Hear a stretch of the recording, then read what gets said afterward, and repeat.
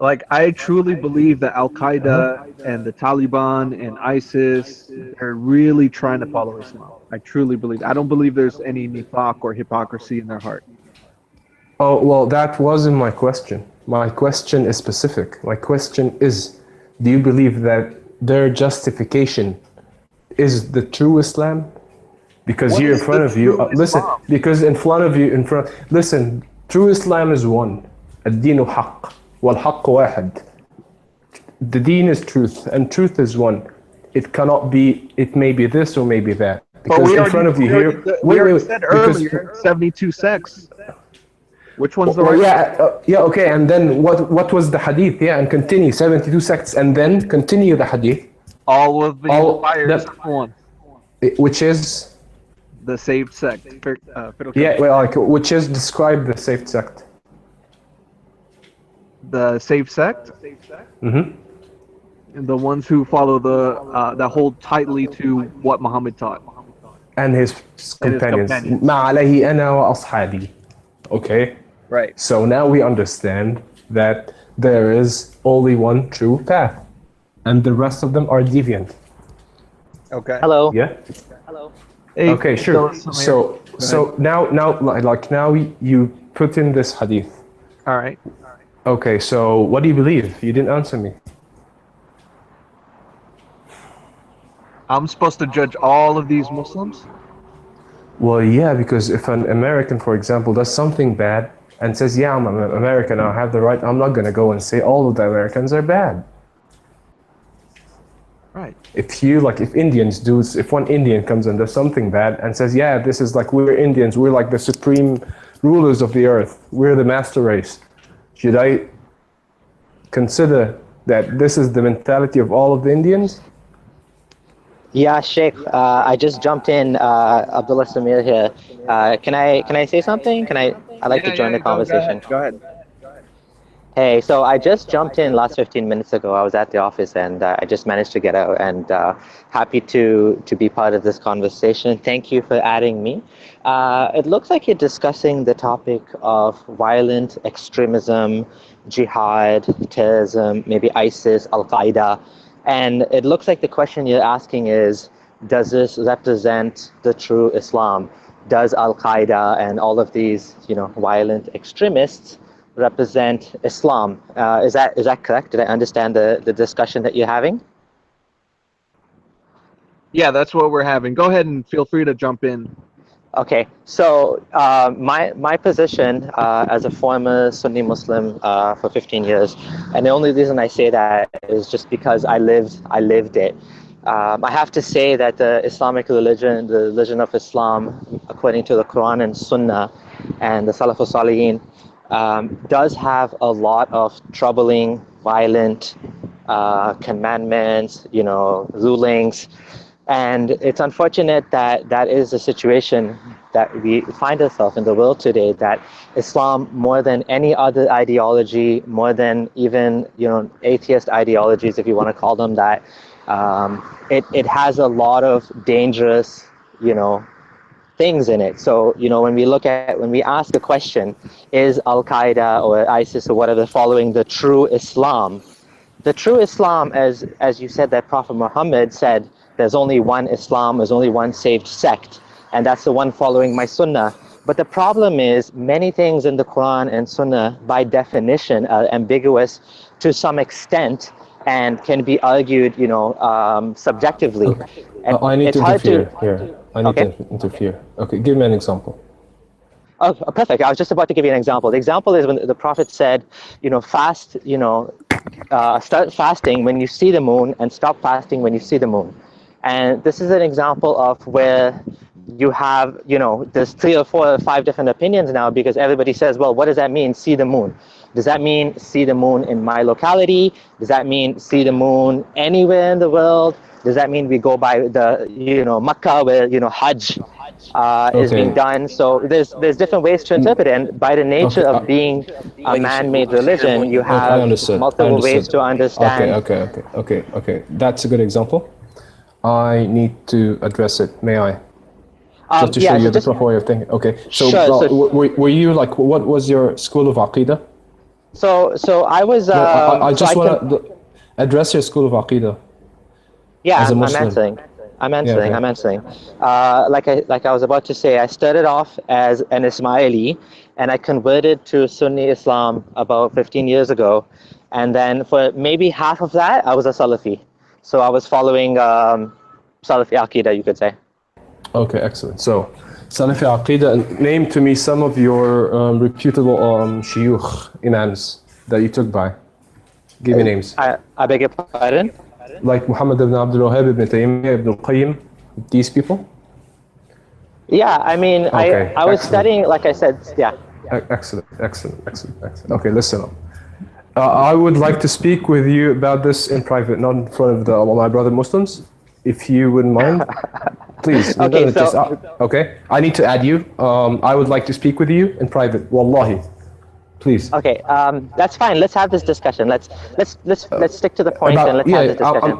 I'm gonna like I want to discuss this with you later on, but for now to discuss this thing about the moon.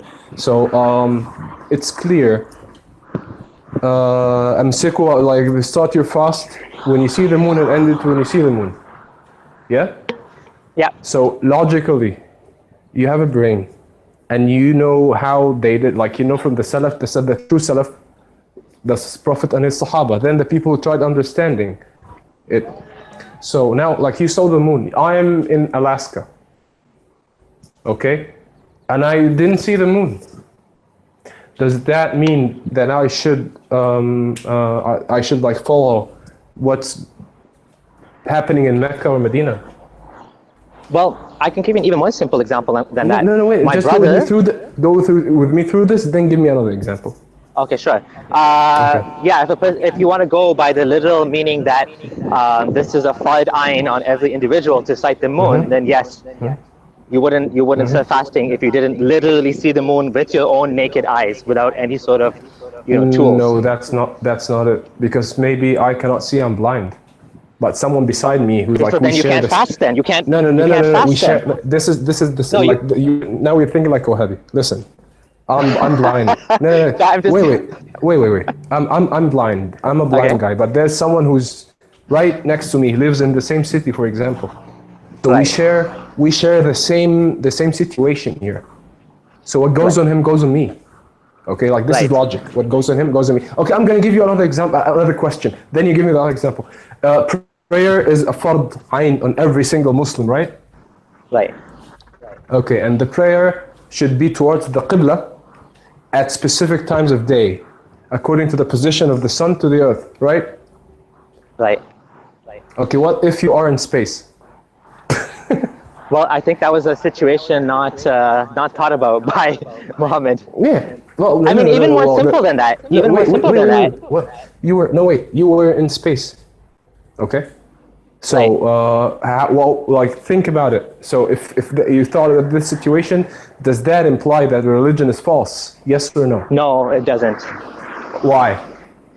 Well, it does seem to indicate that the early Muslims or the founders of the religion may not have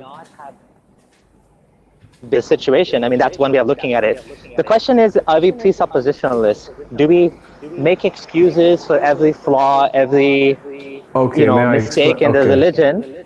Nice. Or do we actually look at it as a, like the way I would say, if we are honest truth seekers, when we hear something about Islam, such as Prophet Muhammad said, at the last third of the night, Allah comes down. And then now when we know with science... Give it to me, please. Yeah. It's coming. Yeah. Habibi. Imshi. Wait. Hey, let him finish. Just give me a second. Yeah, So, I'm really enjoying it. I know you know where I'm going with this. So let me just finish for the sake of the audience that may not be aware of this example. So, you have a situation now where it sounds like, well, not just that. If you go back to that time, what did the companions, the people living at that time, what did they think about the universe? What did they know, right? And they didn't know really much. One of the things they thought was the sun and the moon go around the earth. This was a common misunderstanding of the people of that time. And when we look at the Quran and Sunnah, what do we see? We see a reflection of that, ancient understanding, which is a geocentric model of the universe. Okay, Muhammad excellent. saying that, the sun and the moon have an orbit. Uh-huh. Muhammad saying that, in one of the hadith that where does the sun go? It goes beneath the throne of Allah until it gets permission from Allah, and then it comes back up, right? So when we look at the sun's not actually going anywhere. The earth is the one that's spinning. The sun is staying right there. So, I mean, unless this is a very, very clever, roundabout way of saying that the earth is, orbiting the sun and spinning, I mean, this just looks like a mistake. I mean, it's plain and simple. And then we have the other example of Muhammad saying that, at the last third of the night, Allah comes down and, he answers the dua, whoever makes dua to him.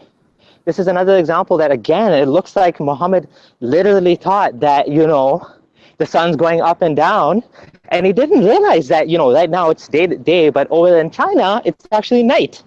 And, the examples like this seem to be kind of troubling for Islam, right? To But me, the sun does from my orbit. perspective. The sun does sorry? have its own. The sun does have Yes, its own. I'm aware. The sun has a 230 million year orbit around the center of the Milky Way galaxy, which has absolutely nothing to do with humanity, has absolutely nothing to do with day and night, and is completely pointless for humans to even mention that, like the orbit of the Milky Way galaxy. I mean, Okay. this is an example of where Muslims will try their very Abdullah, best guys, to try to make the Abdullah, text wait. fix. Hold on, guys. One speaks at the time. It's either Abdullah, Abdullah, you made your point clear. Do you have something Yes, thank else you. to add? You have something else I'm to done. add? Okay, and Halas. who else was talking now? Me? Go Okay, on. say. Don't say yeah, me, go, say your go name. ahead. Yeah, Okay, go ahead. let me finish. What do you have? Because he said that he's done. Because I need I need some time here. So say whatever you want. Okay, hold on. The throughout all your statement, let's first start with the one regarding terrorism. The one that you, I know that I've just talking a lot about terrorism, but we'll move later to the issue of scientific errors. But let's talk first about one of your statements. You said that Islam, kills more people than any other ideology or religion. No, wait. What? No, wait. Please address what Abdullah said. No, we'll What move. Abdullah We'll implied. move to. No, please, because this is crucial here. Because if Okay, you have okay, something to say about Abdullah, please go ahead. If you don't, let me speak, and then you could join, because I need to play Isha. Okay? Abdullah said Muslims believed, and this was reflected in the Quran, that the sun has it moves up and down and moves around the earth. So can you provide an evidence for that, like a verse that says the sun goes around the earth? So, anyone else wanna answer before I jump back in? No, because next time I'm gonna be talking with you, so end it with him. Okay, so yeah, well, the way I look at it is when we look at the words of the Quran, and when we have a man that claims that God spoke to him, the first thing we want to know is, what is the evidence that God spoke to you? And he says, well, I have a book. So we say, okay, that's cool, because many other people say that God spoke to them, and how do I know which one of you guys is telling the truth, or maybe all of you are telling the truth, right? So what is so unique, or what is special about your book? And then you say, well, my book talks about how Allah raised up the heavens without any pillars that you can see. Allah is the one that holds up the birds, they're flying in the sky. Allah is the one that, that the sun and the moon go around the earth, and sorry, not go around the earth. The sun and the moon have an orbit, and and talks about night and day. Now, a person living in that time, he would have clearly said, cool, I know all this stuff. When Muhammad said, don't the disbelievers see that the heavens and earth were joined, and we split them, and we made out of everything water. Now it's actually talking to the disbelievers at that time, saying, you guys know this to be true. You guys know the heavens and earth were joined. So they used to think that, right? They used to think, most ancient cultures used to think the heavens and earth were combined into one entity and then they were split. So it's telling them, well, you guys know this, right? And I'm just making you reflect on this. So most of the Quran, it's not trying to convince the reader that, hey, look, I'm giving you some special information that you don't know. It's just saying, look, reflect on the universe, reflect on the beauty. Look how Allah holds up the birds and this and that. And so it's not trying to... I think I started to get this point. I think Salam, he's please. May I? Sure. May I? Okay. I need some time here. So first off, do you understand what the word relative means? Yes. In what context do you mean relative? Like, what is define relative? Something in relationship to something else. Excellent. So, for example, like you said now, in the beginning of your speech, you said the sun and the moon, in the Quran says they orbit the earth, but then Salam asked you to provide evidence that you said, oh no, the Quran says they have their own orbit, right? Yes. Okay. So that means that you, like, I'm not attacking you anyway, like he did a wrong claim in the beginning. So are you sure about all of your claims to be true? This is first of all. Yeah, sorry if maybe I should have said that's how I interpret the Quran, and that's what it sounds like it's saying. But yeah, we can look at the actual words of it. Okay, so now, first off, talking about are you in an elevator? Trying to get to my computer. Yeah, Billy, you're breaking up. Hello? Are you in an elevator? Continue. I can't hear anything. No. Okay, can you hear me? I'll continue. Yes. Okay, so first off, the hadith about إن الله تنزل من السماء السابعة إلى السماء الدنيا في الثلث الأخير من الليل. Being a Salafi, you should understand how the mindset of a Salafi or a Wahhabi, whatever, looked at those hadith and how they did their interpretation. Okay? This is not my problem. Because what I know comes with a sanad. The way you looked at it is wrong. Because it's not logical. Because in the Quran, my aqidah says, كان الله ولم يكن شيئا سواه. It was God and nothing but God. Okay? So that implies that He's the one who created time, space, and everything else. Okay. Logically, how may I believe that one who created everything can be occupied, he can occupy a space, like a space could surround him, or like a place. In Arabic, there's something called majaz. Majaz as in, I'm gonna give you an example in English. Hitler ruled over Germany with an iron fist. As a human being and someone with reason and logic, do you believe that his hand was made of iron? No, of course not. Exactly. So why do you look at it this way in this matter, but you look at it in a different way with the Quran and Hadith? But and the thing is, Quran, it's words, it's phrases, just the same. Why do you look at both in a different manner? Tell me. Yes. So what I try to do is I try to be sincere and look at the Quran as it appears to, like a straightforward interpretation of it, according to the context of both the Quran and the Sunnah. So when I look at, like for example, Allah coming down, it's actually a very reasonable position to take that Muhammad, due to his flawed understanding of the world, was literally actually making a mistake here, right? And when you talk to Salafis, like again, I'm not saying this is the only correct opinion, but if this is not the correct opinion, if you want to take the Ash'ari understanding, or you want to say this is not literal, if you want to say that this is the wrong way to interpret it, then how do you, see, the problem I have is this. Listen, wait. Well, you said, then how would I, so I understand where you're going to. Well, I can. How? By using the Quran for itself. Because, for example, when the sifat, do you know Arabic? Do you know Arabic? Okay, sifat, attributes of God. how the Salafis, the current time Salafis, not the original ones back then, how they look at the how they look at the how they describe God and they interpret the ayahs. It's like they say, God has two hands and his arms are spread, right? You know this stuff, of course. Yeah? Yes, yes. And he has fingers, and he has a face, and he has a side, and he has a shin, he has a saq. So, when I read this stuff, I automatically know that it's false. And even if he tried to deliver something, he delivered it in the wrong manner. Because the Quran says,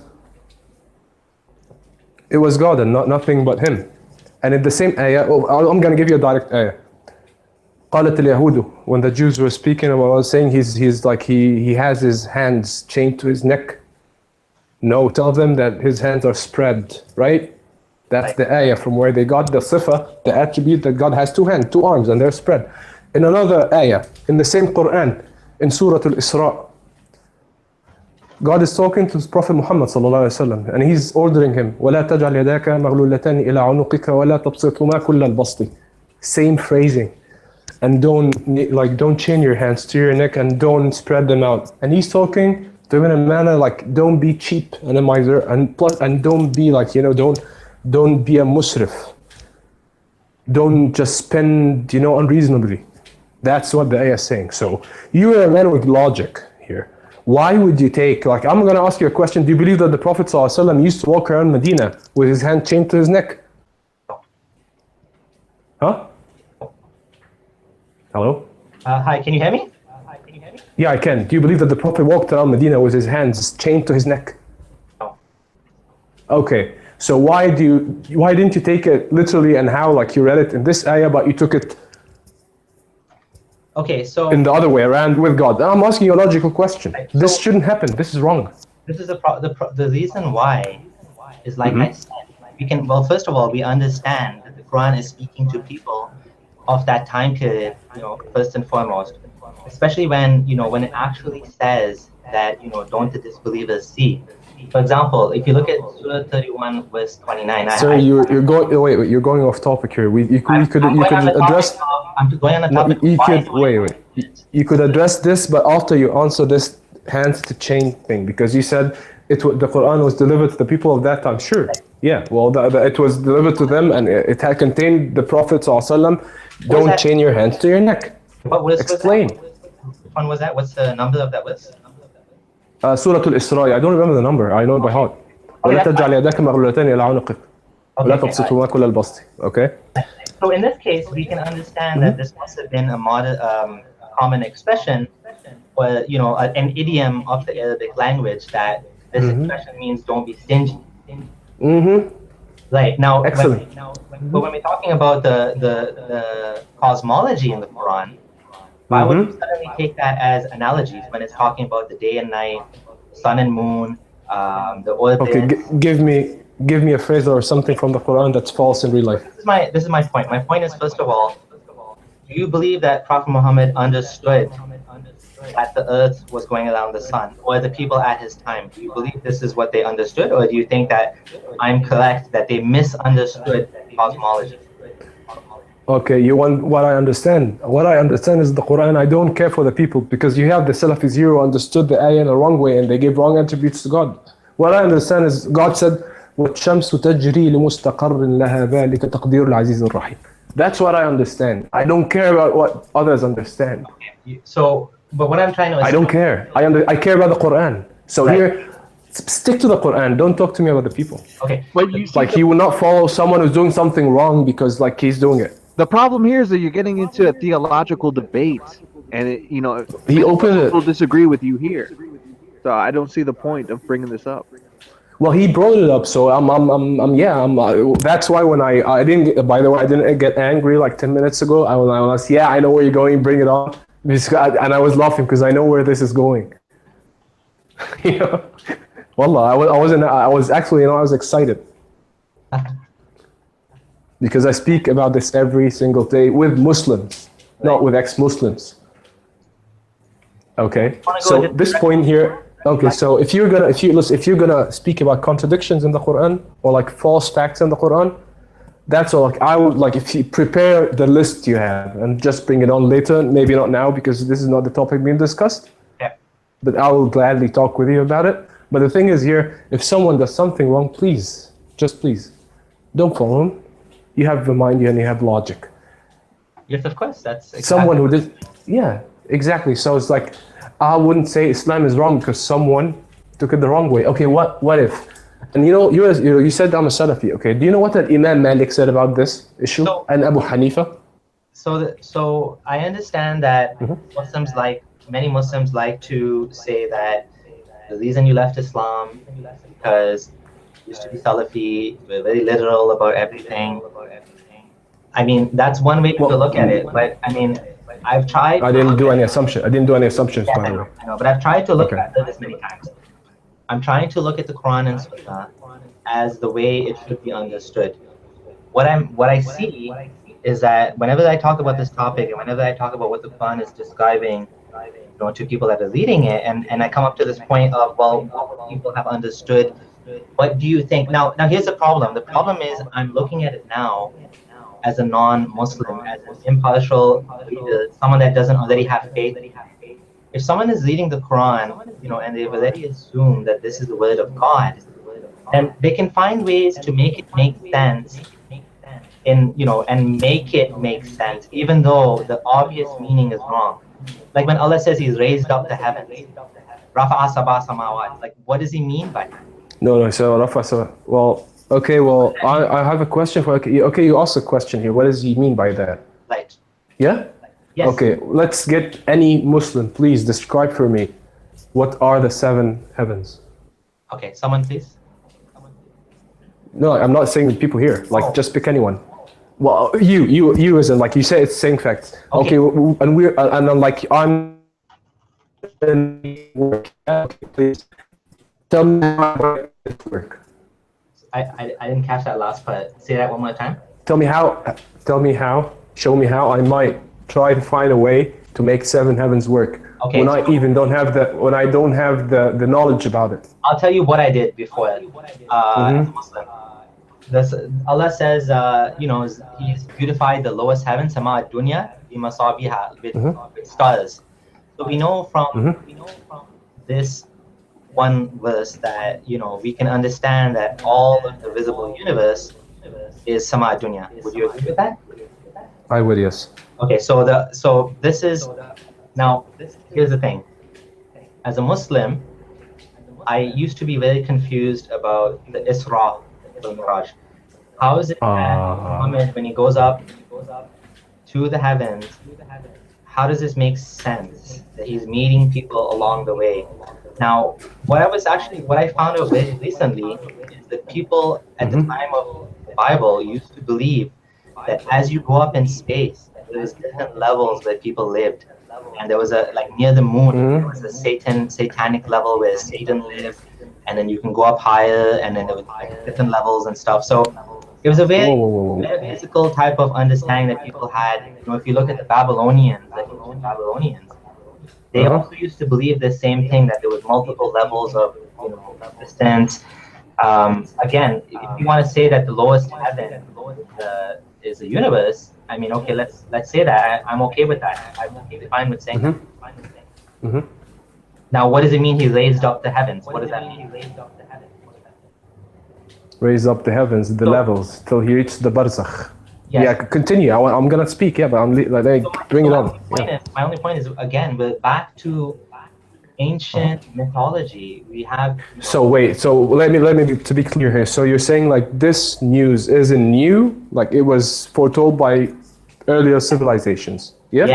Yes. Excellent. So I have a question for you. In the Bible, it says that there was water, and then God said, "Let there be a wall between the waters to separate water from water." So God made the wall and separated the water under the wall from the water above it. So they literally used to believe there was water up in the sky, and there was water below, like basically the oceans. And they used to think that, when God did the great flood, He actually opened up the sky, and this big, huge lake in the sky came down on the earth. That's one example. Okay, may I speak? Sure. Please. Okay, first of all, First thing you stated here is the similarities between religions and the past civilizations and the past historical findings. Yeah? Hold on, historical findings? No, like historical finding in texts and stuff. Like we believe that the Babylonians believed the same stuff, and like the Aztecs and the Egyptians and yeah. Yes. Uh-huh. Okay, so my question for you is, like you're saying that this news, you know, like it's not nothing special. But my question to you is, to me, like in my point of view, I don't know about you. The Creator is one. Do you think that the information or the news that He's going to give to the people during all of their life on Earth, like like from the time the creation happened and the revelation were given and the information were provided, do you think it's going to be different? So my point is not that it's No. But please let me. No, well, yeah, I know, but the thing is, He came and stated some facts. What does this have to do with Him being like this is not divine? I wasn't Explain. clear enough. I wasn't clear enough. No. Okay, be clear, please. This is not just ancient myths. Uh-huh. The incorrect ancient myths. That's the point. When I was telling you about the Bible, we know there's no ocean in the sky. We know that. And my only point was that every culture back then, you had a very childish interpretation of the world. So like if you think, All right, can I interject? Let me just give one example. One example is, you know, as a child, right? You know, let's say you're looking up at the sky. I used to look up at the sky as a kid, and I used to think, wow, we're inside a big marble. Like the sky is a solid sky, we're inside a big marble. How does this work? I'm very confused. And then, you know, if you think about ancient people, if you would have asked them, well, where did we come from? They'd be like, well, you have a dad and you have a mom. I have a dad, I have a mom. Oh, I know, it must have been the first mommy and first daddy, Adam and Eve. That makes a lot of sense, right? I mean, you know, like it sounds logical, right? But Okay, may I talk? May I talk, please? of course, please. Yeah, sure. Now, first off, I'm not concerned about Christianity or Judaism or whatever religion there is. I'm concerned here about Islam, okay? Other religions, it's not my problem. I'm a Muslim here. I don't care if they say that the sky is made of oceans or like there are heavens up there or like they have volcanoes. I don't care. It's not my problem. Okay, so let's address Islam. Sure. Not to mention, if you actually read the Talmud, you know, Jewish Talmud and how they interpret this verse, they never took it literally. They always understood it allegorically. It describes the order that God has put the world in. Excellent. Well, that's a point. Literally. That's a point. That's a point. Point number Its two. literal interpretation was until the 1970s. You were talking. Go ahead. You were talking about the samawat sab'un tibaqa and the Isra and the Mi'raj and stuff. So like basically, what's being problematic to you is how does he meet people on like different levels and how is someone living in space or whatever. But like, isn't your problem how on earth will a human being just fly up there, like, and reach the limits of the universe? So the reason like, wait. Isn't that your problem? Like, that should be a more huge issue here. Yeah? Yeah, my problem is not that. My problem is that the descriptions of the Quran and Sunnah seem to be severely flawed in light of modern understanding of the way that the world works. At least the verses are describing the universe that we can actually see. So forget the other six. If you want to say the other six heavens are, you know, out of this universe, fine. Let's talk about this universe. Let's talk about, you know, like for example, Allah raising up the heavens and earth. Let's talk about the fact that every other, like, there's no, okay, look, what do you know about science? Do you understand there's nothing to raise? That the sky is just emptiness, that we are just a ball floating in space. There's nothing to raise. The way that the earth was formed, the way that all of the planets were formed was from, you know, gathering dust clouds, from the explosion of stars and you know, other stars. And this is how planets formed. It has nothing. Hold up. Okay, hold up. My point is, you're looking at it from a very narrow perspective. Very narrow. My first question to you was, do you understand the word relative, what it means? And you said yes, and you gave a good explanation to that. So it's something relative, which is there's something above me. Quran, you know, the Quran, the miracle that you deny, which is in the Quran, it's words, that the words in the Quran are so precise that you can't refute them. Okay, you really can't refute them. They're so precise. Okay, refute to me, please. The sky is being held up without pillars. Okay, so, well, Give it first to of me, all, yeah. I will tell But be like quickly, please, because like okay, I was speaking. Yeah. okay. So the problem with this is there's nothing to hold up. This is again a flawed understanding. If you think there's something to hold up, you would say, he's holding it up. Well, what are you holding up? What's to hold up? I'm being muted. I don't know why. Hello? You hear what Yeah, I'm saying? that's me Yeah. muting. I'm muting because there's an echo in the chat and like some people are complaining about it. So Oh, let each other okay. talk Sorry. one at a time. No, it's not nobody's fault. Okay. Anyway, okay. So you said it doesn't make reason. Oh, it doesn't make sense. I'm saying it matches ancient, flawed ideas about the world, and it shows that it's such a it's a human piece of work. It's not an. Well, no, it doesn't, because actually there is a force working, and that force is what holds everything relative to each other, and that's what keeps the sky up there, and that's why planets don't collide, and that's why everything around you, like there are forces, and that's the meaning of it's held up there without pillars. Pillars as in physical material. Other forces are there. That's the meaning. What's being held up? Can you explain that to me? Well, yeah, gravity. The heavens. No. The heavens are being held up. What do you mean? Like when it says the heavens are being held up? Everything what's above you is held up. Held up as in no, it's not being pushed up. Like, there are forces. Like here, physics. Let's use physics now. You have two balls, and those balls have the potential to collide. They're moving towards each other. There's a way to stop that. That way is to put a pillar in between them as a barrier to stop them from colliding, correct? Mm-hmm. Okay, and there's another way. I could just pull one from that side and pull the other from the other side. Okay. Wait, that's holding it. That's another way. And there's a third way.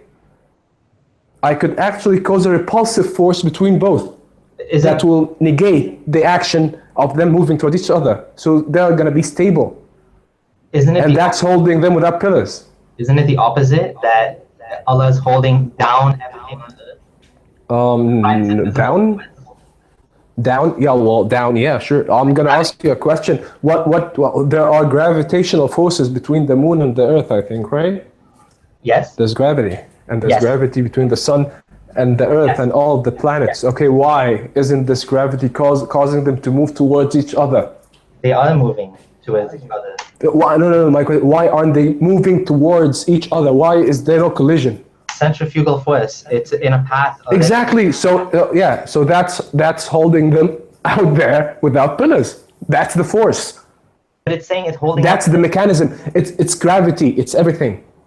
Okay. Gravity and centrifugal force and everything. That's the creation of God.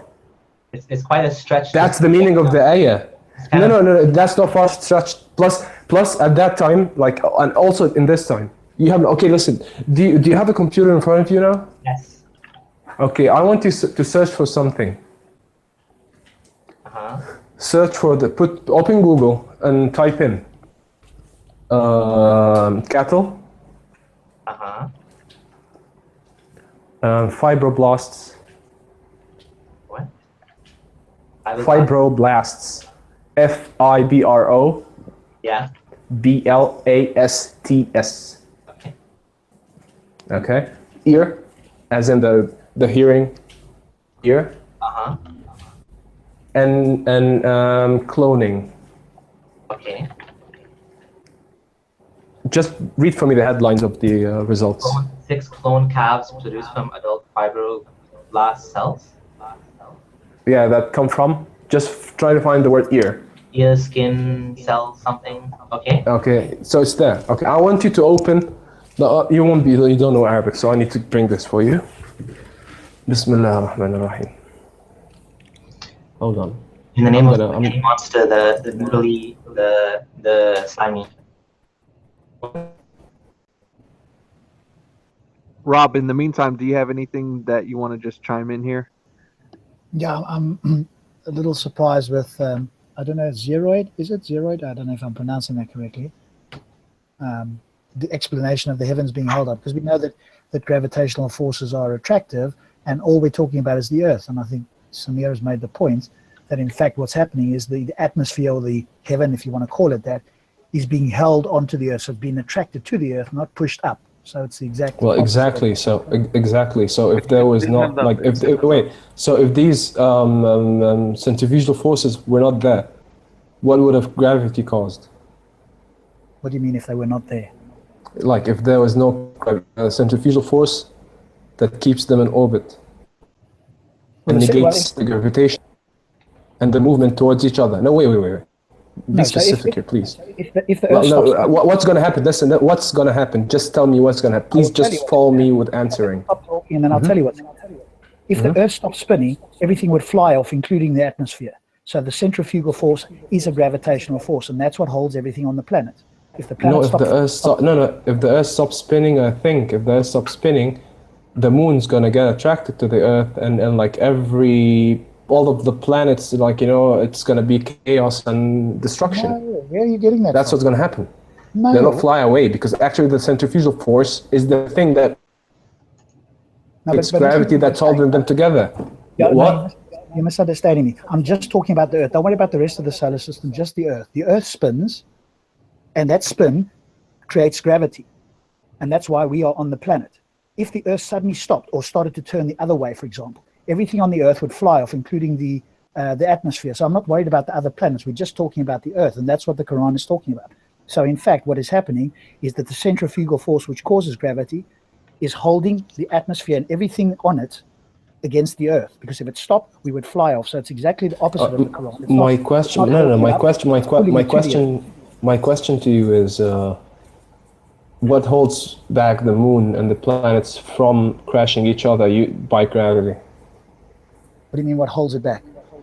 Yeah, like, if the two objects in space with no other forces that stop them from moving, they're going to go near each other until they stick together because of gravity, right? That's science. Okay, but these are billions of miles, and they are slowly doing that, but it's so small you can't see it. You're aware that the moon is moving away from us about 5 centimeters a year, but that's so small in terms of how far it is away from us, and it's getting obviously attracted towards the sun. So it's not a problem. So you're saying that the moon actually moves towards the Earth on regular basis, and it doesn't move away, and the orbit is not like it's not. The orbit is not perfect, but I know it's not perfect. I know it's not perfect. It's avoidant shape. But the thing, I'm asking, are you saying that it goes near the Earth continuously? What, the moon? Like you said, you said it moves towards the Earth. No, I'm saying it's moving away at about 5 centimeters. I think it's 5 centimeters a year, which of course is like a millimeter. It's so small that you can't. It's very small. That's what we're saying. So you're implying, like, thousands of years ago, the moon was so much nearer to the Earth than now. Okay, but now listen to what you said. Yes, thousands of years ago, the moon was closer. How much closer? Let's say a meter. What is that in real terms? Like a millimeter in our universe. So remember, these are vast distances. Give me. From where do you get this stuff? Okay, but this is going off the point. The point is. No. You say you state the fact. From where do you get this stuff? The point is that you claim. From where did you get it? Please, from where did you get this stuff? Our claim, please. Science suggests, is that Xeroid, listen, dude. This is well understood science. Do you dispute this claim? Like the planet? No, did I dispute anything? I'm asking him to show me stuff for me to read. Okay, you want me to show you? Okay, just Google search moon moving away from Earth. The moon is moving away from us at a rate of 3.8 centimeters per year. May I first just, get into this thing I'm searching now, then this is going to be the next thing we speak about? The moon is moving away from the Earth. He's okay, just hold. Correct on this. He's not making it up.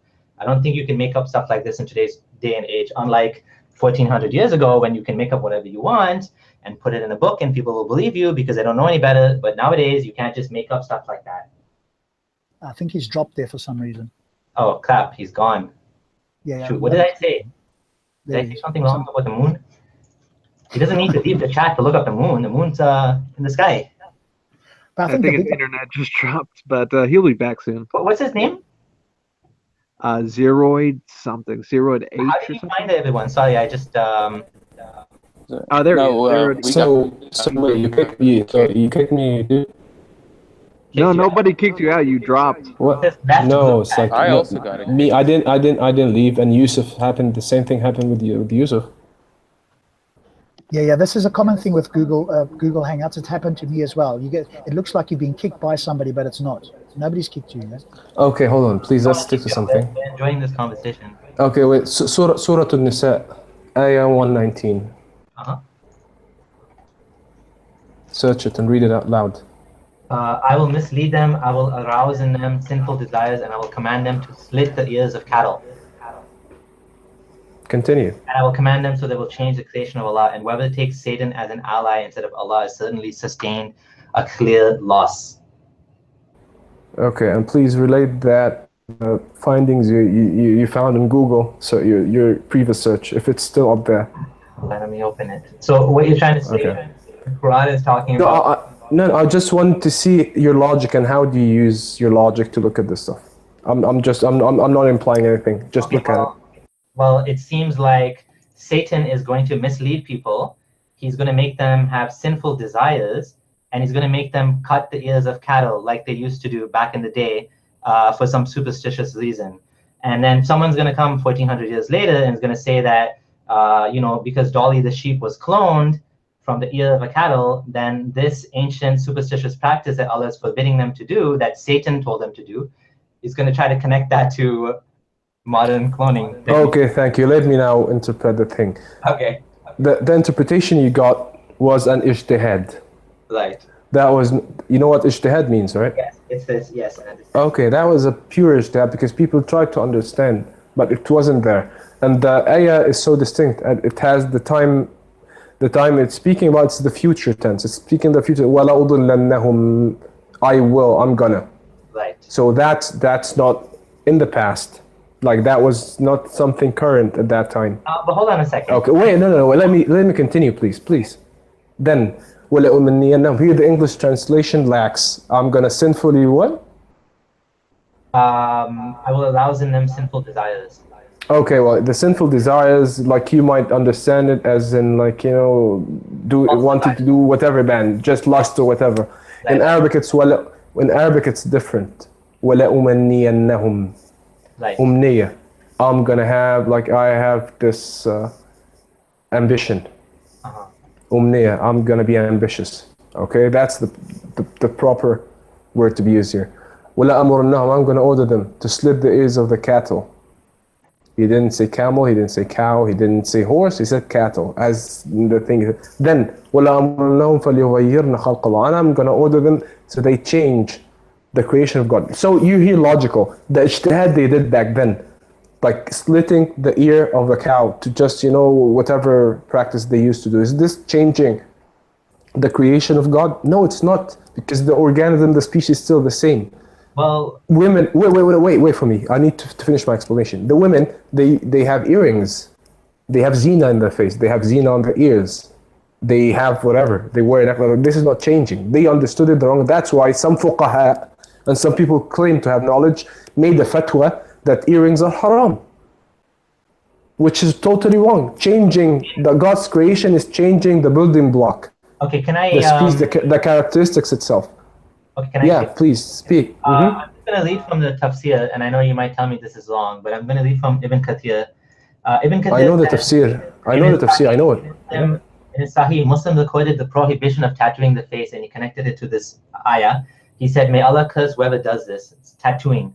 May Allah curse those who tattoo and those who pluck their facial hairs and who does it for them, who make spaces between the teeth for beauty. So, and then he said, why shouldn't I curse what the Messenger of Allah has cursed? And then he read the ayah, وَمَا آتَيْكُمْ, whoever the Messenger gives you, take it. وَمَا أَتَاكُمُ الرَّسُولُ فَخُذُوهُ وَمَا نَهَاكُمْ عَنْهُ تَنْتَهُوا. Here he's using the ayah in the wrong place also, because the ayah was actually there. Because listen, the thing is, you need to really know. Wait, I know. Please listen to me. Did you just say give me using in the wrong place? Give me 10 minutes. Give me 10 minutes, please. Give me 10 minutes. The ayah which says وَمَا أَتَاكُمُ الرَّسُولُ فَخُذُوهُ وَمَا نَهَاكُمْ عَنْهُ تَنْتَهُوا. It's actually talking about the loots, about looting. Okay, that's number one. Because if you look at from the history long ago, during the time of the Ghazwatul Khandaq, I think, yeah, it was Al Khandaq, when the Prophet ﷺ asked, like, no, he gave an order to the people to go and meet the other army on the outskirts. So if that's what the case, no, wait, no, let me finish. If that was the case back then, and the Prophet was amongst them, they would have applied without questioning. So they asked him, is this is this a divine command, or like this is your idea? He said, no, this is my idea. So they said, no, we won't do this. We have a better one. It's Khandaq. So actually applying this وَمَا أَتَاكُمُ الرَّسُولُ فَخُذُوهُ وَمَا نَهَاكُمْ عَنْهُ تَنْتَهُوا doesn't work. It's used in the wrong place. That's number one. Number two, the Prophet ﷺ وَلَعَنَ اللَّهُ الْوَاشِمَةَ وَالْمُسْتَوْشِمَةَ وَلَعَنَ اللَّهُ النَّامِصَةَ وَالْمُتَنَمِّصَةَ. That's plucking the hairs and tattoos things. Where in this hadith did the Prophet ﷺ, he was specific here, where did he mention slitting ears or having earrings? This is number one. Number two, where did he say that this is changing God's creation? That's what they seem to understand. Ibn Masud understood it that way. Well, it's not my problem. Okay, so here's my thing. Okay, I have a couple of things to say. One is, you said it's in the future. Obviously, when Shaitan is talking, I mean, like he says many things in the Quran. He says, I will mislead them. It says in the Quran that Allah says, I'll give you this fight until the day of judgment. And he says, I will mislead them. That's not future as in, 2017. That's future as in from the time it happened, that event happened, when this discussion happened, right? When Shaitan told Allah, or whoever he was talking to, I will arouse in them, whatever these false desires and command. Okay, there's a difference. There's a difference here. At that moment, when he said when God was speaking to Shaitan, that was actually a narration, or like so it's like describing what happened at that point of time. But here, it's not describing a point of time at that moment. No, it's describing what he is gonna do. Like okay. that was like here. That was quoting the conversation between Shaitan and the Almighty, the Most High. But let me ask a question. What's the point of bringing this connection between some new modern, thing of like cloning, whatever, and this ayah? What point are you trying to make? What I'm trying to make is use your logic without going against anything in the text, and you're gonna be guided.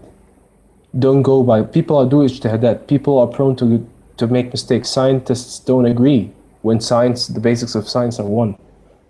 Don't take assumptions or the beliefs of others and then attack the thing itself, because it doesn't make sense. It's actually what that man is saying doesn't make sense. If you're actually looking for the truth, you're gonna go and seek it. Yeah, but shouldn't your fight be with more of the Salafis and then with the non-Muslims interpreting this at face value? Because the Quran is translated, right? And Hadith are translated. Okay, no, here. About the face, about God having a face, are you saying? No. Like, I'm talking about face value. It's expression. I mean, like, when they read the Quran in English. I'm not with the Salafis because I know. The Salafis show a lot of. The Salafis actually they show a lot of problems, and they are not with what the Prophet said. It seems like your fight is more with the Salafis than people who just read Islam in English. No. I don't have a fight. First of all, whoever wants to use logic and think and like put some effort is most welcome. Who doesn't want, it's his problem. Like it's not out of my concern. But the thing is, trying to say is my fight is not when I come to debate. It's not okay. Do it. I'm just saying, like that verse that you quoted, for example, whatever the messenger gives you, take it. I know the Salafis for a fact. They use that verse and say, look, this is you take from Muhammad whatever he gives you, and whatever he forbids you, you stay away from it. They use that verse. The Salafis do. So okay, wait. So what I want to do is they use it, but I'm gonna go and ask them. So Salafis, that happened at that time. Yeah. Did the Prophet ﷺ tell them no? You should obey because 1, 2, 3, 4? No, he didn't. He didn't. I'm not a scholar of Quran or fiqh or anything, but isn't there verses of and khas, and like what this verse, when you say it's this verse is being misinterpreted and it's about ghanima, about war booty, doesn't the verse sound kind of general? Doesn't it sound like a, like a verse, not a khas? No, no, it's not a am, it's a khas, because the ayah was delivered at a specific incident, and we know that incident, and that's why God said, وَاسْأَلُوا أَهْلَ الذِّكْرِ إِن كُنتُم لَا تَعْلَمُونَ, and go after the people of knowledge and dhikr. And there's another ayah. Wait, and there's another ayah, and I should mention there's another ayah in Surah Al Imran. أعوذ بالله من الشيطان الرجيم. هو الذي أنزل عليك الكتاب منه آيات محكمات هن أم الكتاب وأخر متشابهات فأما الذين في قلوبهم زيغ فيتبعون ما تشابه منه ابتغاء الفتنة وابتغاء تأويله وما يعلم تأويله إلا الله والراسخون في العلم قالوا آمنا به كل من عند ربنا وما يذكر إلا أولي الألباب. Okay, the ayah in a nutshell, it means he's the one who delivered, والذي أنزل عليك الكتاب, who is the one who descended, or like he delivered the kitab, the book, in which there are ayat muhkamat, there are the ayahs which like can't be debated. They're crystal clear, muhkamat, they're so, they're tight. You can't go around them. Yeah. And those are the kitab, those are the ones that you should take your sharia and like your aqidah from. And أخر متشابهات. Mutashabihat as in like, it might seem like this, it might seem like that, because of the incidents that happened and the times of the revelation and why they were delivered. And then continues, وَأَمَّا الَّذِينَ فِي قُلُوبِهِمْ زَيْغٌ, and those who have ill hearts and like have some sort of desires which are not like, proper. They want to interpret the ayahs and use them. Why? And he explained, because they want to cause discord and they want to interpret it. And like we interpreted the thing and we know. And then next God says, and it's only God who knows its interpretation. Like he knows the truth about it. Yeah. And then وَالرَّاسِخُونَ فِي الْعِلْمِ. Then he said, الرَّاسِخُونَ فِي الْعِلْمِ, the word rasikh, rasikh means like he's strong in it. Like, like a peg in the soil, you can't move it. Rasikh, it's stiff, it's solid inside. So those who are rasikh in ilm, who are like stiff in knowledge, they are like, even if they have the least knowledge, but they really understand and they're like, they hold to it. They will say, oh, we believe in it, it's all from our God. They won't even dispute it. They won't go and say, oh, we just want to bring this ayah here, and like I say something, because God says, and I like to, mix and match to justify my thing, just like ISIS or whatever, and everything is wrong. Like I have a friend, I was in the, I am a fighter, but I'm a dentist, but I'm a fighter and I'm in a professional level. I did Muay Thai and I went to Thailand and stuff. So I was, at the point of time, I was in the Egyptian national team, I'm Egyptian, in the Egyptian national team of Kung Fu. Okay. So I had this mate and he was a heavyweight and he was a Salafi. He's dead now, Allah yarhamu. He's got a name, Abdul Hamid, I'm sorry, Muhammad Abdul Hamid. This guy, he was older than me by like 6 years. Suddenly he disappeared. He appears after 9 months on Facebook. Hey dude, where are you? And he's talking to me about jihad and stuff like, what's going on? I'm in Turkey. Oh, what are you doing in Turkey? I'm joining ISIS, inshallah. I'm going for jihad. So wait, come here. Please, do you think what you're doing is right? Yes. Okay, give me your reasoning from Quran and Sunnah. So he gives me ayat. And if you're an ex-Muslim, if I give it to someone who's even not a Muslim, he never heard about Islam, he won't ever reach that conclusion. I understood because I think the verses of jihad are pretty much emphasized, not just in the Quran but in the Sunnah, that the word for jihad is ultimate, the best reward, so of course it's the best, but listen, when you take the Quran, you don't take part of it and leave the other part. Yes. The first ayah of the jihad, لا ينهاكم الله عن الذين لم يقاتلوكم. Sorry, could we, since you're the only one that speaks Arabic here, could we just stick to English? Because because I understand, but when I do reference to the Quran, first I need to say the proper thing, then I describe it, translate it. That لا ينهاكم الله عن الذين لم يقاتلوكم في الدين means God doesn't forbid you against those who didn't fight you. Yes. Especially in religion. That ayah, of course. Hold on. That's only talking about those people back then that Prophet Muhammad was fighting. You just said that. No, that's a general. No, here that's a general. The other verse. Yes, that's where's the cause is the cause is the cause is God doesn't forbid you from those who doesn't fight you. So it's eternal. You don't fight me. Why should you listen? You don't fight me. Why should I fight you? Okay, hold on. That's what. Yeah. You're choosing now. No, I'm not. The Quran says. Wait. The Quran says you shouldn't fight those who do not fight you. Doesn't this work now, back, and every time? And it's from the Quran, like لا ينهاكم الله. That's an open statement. لا ينهاكم الله. لا ينهاكم الله. How is it this verse you take this way and the other verse, Give me the other verse. The other verse is the one we discussed where. وما أتاكم الرسول. Because if you understand, because if you understand Arabic, you would have understood it. ما أتاكم, what he already gave you. ما أتاكم, past tense. Meaning the sunnah. Past tense. وما أتاكم الرسول فخذوه وما نهاكم عنه فانتهوا. And no. ما أتاكم, like what he already gave you, take it, and what he forbade you from taking, don't take it. But yet the Prophet was still alive. Does that mean that later on, if I understand it this way, it's not going to work? No, because it was talking about an incident in the past. وما آتاكم الرسول, what he already gave you at that time. But then the other ayah, لا ينهاكم الله. It's open. Okay. It's a rule. Okay. Maybe. Language. Let me say something real quick, guys. Sure. Because Rob has to go shortly, and he wants Xeroid to come into his show. It's called the Gin and Tonic Show, and he'll be having it, I believe, Friday.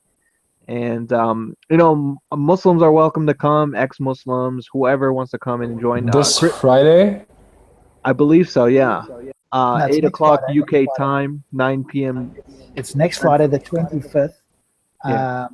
It'll be great if Xeroid and anybody else wants to come in then. Well, sure, I would be happy to, but if I could, because my mom's actually coming from Italy. She's like, I'm going to go and get her at 6 p.m. I'm Egyptian, so 6 is going to be 5 your time? No, so 6 here. It's time or 9 p.m. So your 9 is going to be my 10. So I'm not sure if I'm going to be here in my house, but I'll try. I'll try my best. That's about, like, we're going to meet more, but I need to say something because I need to go now in a while. Please, people, when you attack, like, you have your right to believe in whatever you want. Being an ex-Muslim, being a Christian, being a Jew, whatever. You have your right from the Quran also. But the thing is, and if you're going to bring me up the apostasy, shara, the rule about apostasy, well, from the Sunnah and from the Hadith and from the incidents and from the ayat, I'm going to show you that it's something political. It's not something as a rule. Whoever leaves his religion, because the Hadith says, "Man baddala deenah," whoever changes his religion, be him a Christian, be him a Jew. Here, the word religion means his oath or what he stood by, and that's actually what armies do. Like, in the army, that the armies are lines. The last line are like the army police, the military police. Whoever flees the war, they shoot him.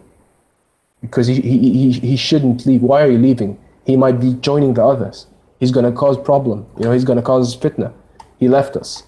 And another situation where you actually leave the religion and attack it in a very bad way. And you actually want to cause some mass uprising, and people are going to fight. So just getting rid of someone is better than getting rid of the whole nation. Sorry, are you justifying killing apostates?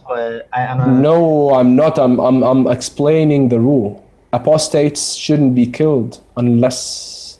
Okay, but what about me? Like, let's say I'm like, hey, you? Okay. So here you are talking with me now. That's openly criticizing, condemning Muhammad's actions, saying that. Okay, there are two ways to look at it. First off, we're talking now. You're using logic and reason, and I'm using logic and reason, right? Yeah? Yes. Uh-huh. Nothing is wrong with that. But what if you go online on YouTube, for example? Muhammad, he's the worst of the creation. Muhammad, he's the cause of all of the world's suffering. We need to get rid of the Muslims. That's bad. That's this. What should I do with you? Not get rid of the Muslims. That's bigotry. No, wait. I'm against bigotry. I'm just saying Muhammad did a lot of terrible things. He left a terrible religion for humanity. He set the world up for, yes, a lot of suffering. Let's say not every Okay, well, single suffering in the world, but some suffering of women, the suffering suffering of of women. Oh my God. Okay, wait. So here, Yeah. okay, I understand you now. I understand your way. The thing is, what should properly happen to you from an Islamic point of view is you should be like, if you want to be an excellent, and these are the ideas you have, okay, keep it for yourself. You're No. fine. I don't want to keep it to Yeah, myself. I want to be but yeah, louder. you want to go in public and you go on and say it. But yeah, okay, are you ready? Are you I'm ready ready. to debate them with a proper someone, and be him anybody? And if you really, and if you like, if you find yourself like, you know, on the wrong side, are you really and genuinely ready to say I'm mistaken? Yes. Okay, that's excellent. No killing.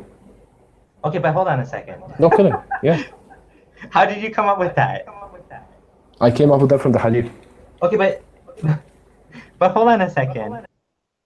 Let's say you just told me, okay, I just proved you wrong. I just explained to you Muhammad was not a liar. He actually spoke to God, and I say, no, I disagree with you. Because I didn't debate it, because we didn't debate it properly. It doesn't end, like, it doesn't take 20 minutes or like a day or 2 days. But This hold on, doesn't take a day or 2 don't you days. get 3 days to repent, or otherwise you would be killed? You No, don't- that's something that's called iqamatul hujjah. Okay. That's what and that's like the debate thing. It might take a Hold on week. a It might second. take. I was Muslim for 15 years. I've read the Quran multiple times, cover to cover. I'm familiar with the Sunnah. I've listened to lots of lectures and studied all this. I know Islam. I'm not some ignorant, I'm guy. sorry, but apparently, from what you have explained to me, you don't know the proper thing. Okay, but let's say, like, hasn't the proof been met on me? The hujjah? No, because you don't know the proper thing. So the Okay. hujjah isn't meant on you. I'm being genuine. Okay. Wallah, I'm being genuine. Yeah. I mean, that would be fantastic. Okay, but let's say the hujjah was met on me. Let's say we have a discussion and I'm not convinced by you. I tell you I'm not convinced. You think I'm a liar. Do I deserve to die now? No, if I think you're a liar, but like I delivered the proper thing Yes. using logic, and then you continue.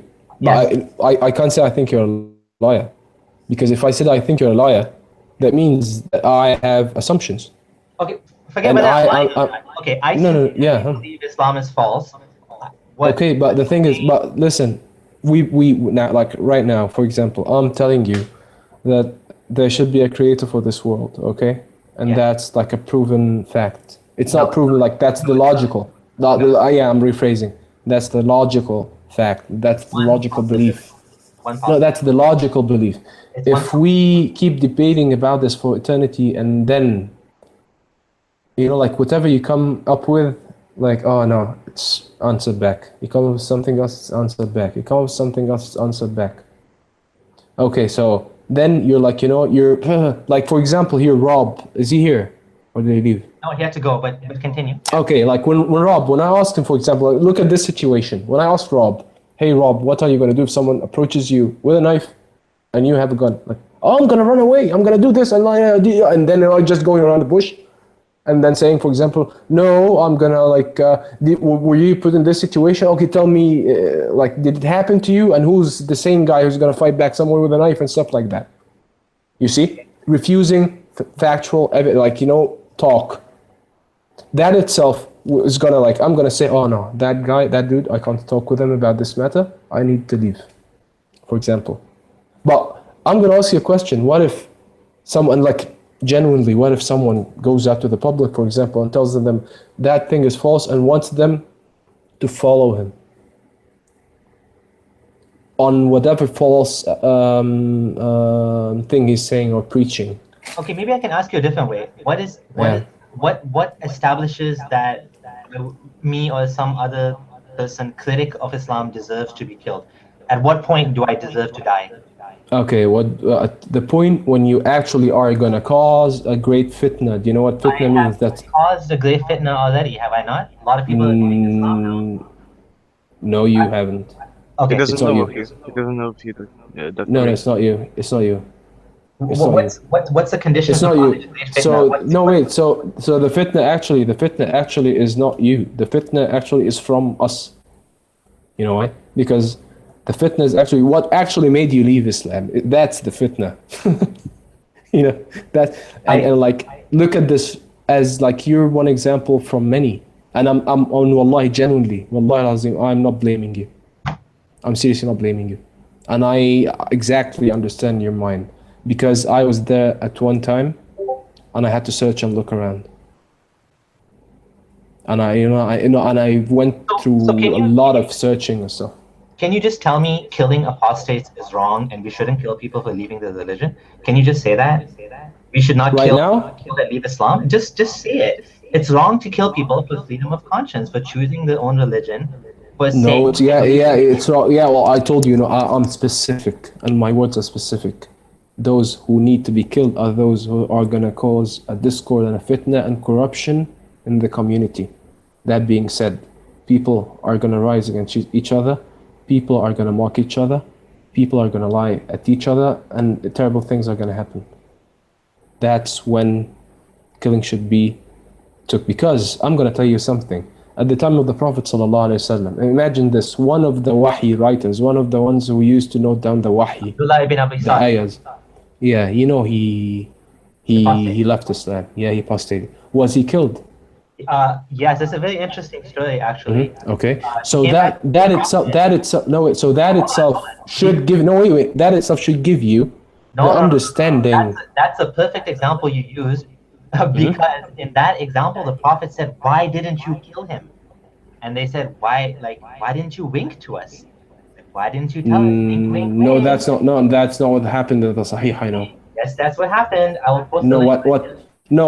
what happened is, on what I know is the Prophet ﷺ, he was going and attacking others. The Prophet wanted to take action against him. Hold on a To second. feed and said, like, just I can read you let the him be. So the Prophet left him. The Prophet Left him be. wanted him dead. He snuck in, covered his face, and then came back while no one was looking. Took off his thing and he said, I'll give you bay'ah. Prophet didn't say anything. Right? Looked at him. He said, I'm going to give you bay'ah. He said, "O Messenger of Allah," Uthman said, "accept the allegiance of Abdullah."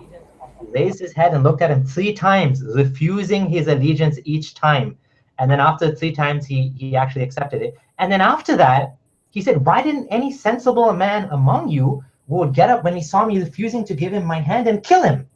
They said, "We did not know, O Messenger of Allah, what was in your heart. Why didn't you gesture to us with your eyes?" He said, "It's not." I don't know what. Give me this Sahih, because the Sahih I read, the thing I read, is totally different. Can you see the chat message? I can't see the chat because I don't know. I can't see the chat because I'm on my mobile. Yeah, I'm yeah, gonna yeah. Nour, I'm gonna give .com/Nasai/30.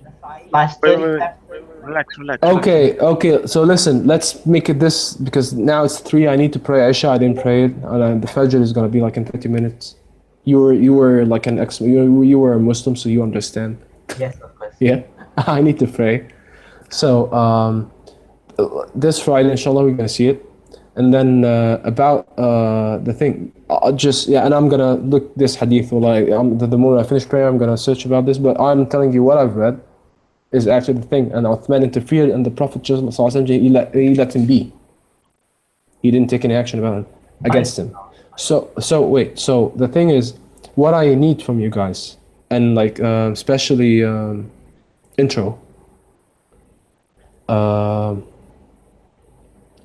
if you hate something, if you were taught hate, or like something was not logical or whatever, please just go and try to understand the mentality of the true thing, how it works. And go into science and go into the knowledge, because you should be attacking, like your videos should be against ISIS.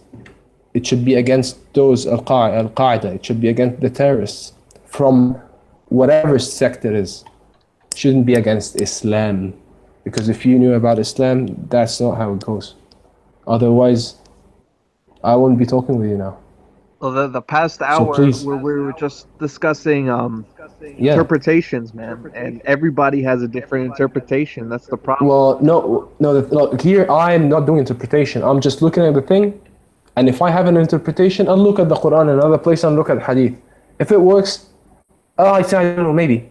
If it doesn't, I just refute it. That's how it goes. That's logic. We have to follow that's logic. Too. That's no. You should know you don't need to follow scholars because the Prophet ﷺ said, It says, "Ask the and people of knowledge if you do not know." no, And yeah, I know. no, people of okay. So I'm doing claims that mean okay, and like I'm gonna ask you a question. When you're ill, you go to a doctor, right? Yeah. What if I'm a fake? What if I'm a fake doctor? Does that mean that like doctors are fake? No. Excellent. That's the case. You don't know anyone. Like it's because of the ignorance of the masses. That's So why. everybody has to interpret the Quran and Hadith on their own. You For broke. example, I'm no way because I'm gonna like I don't have any knowledge, but I've read my Quran and I I'm trying to understand it, and I try to learn, and I try to look at the Hadith and relate. Then someone comes out and tells me, God orders the killing of all non-Muslims. I'm gonna tell him, well, how? Just like you in school, you have a teacher who's telling you some wrong facts, and it happened in university with me, and it happened in school. Like the teacher, he's just speaking, and he just puts in some stuff from his mind. Sir, what do you mean? Does like here the book says something different. So it's like, oh, he stops. People, he's aware. He revises himself. So it's actually what you should fight is the ignorance of the people. People being ignorant. That's what you should be attacking. The ignorance, the lies, the deceptions. People being like sheep.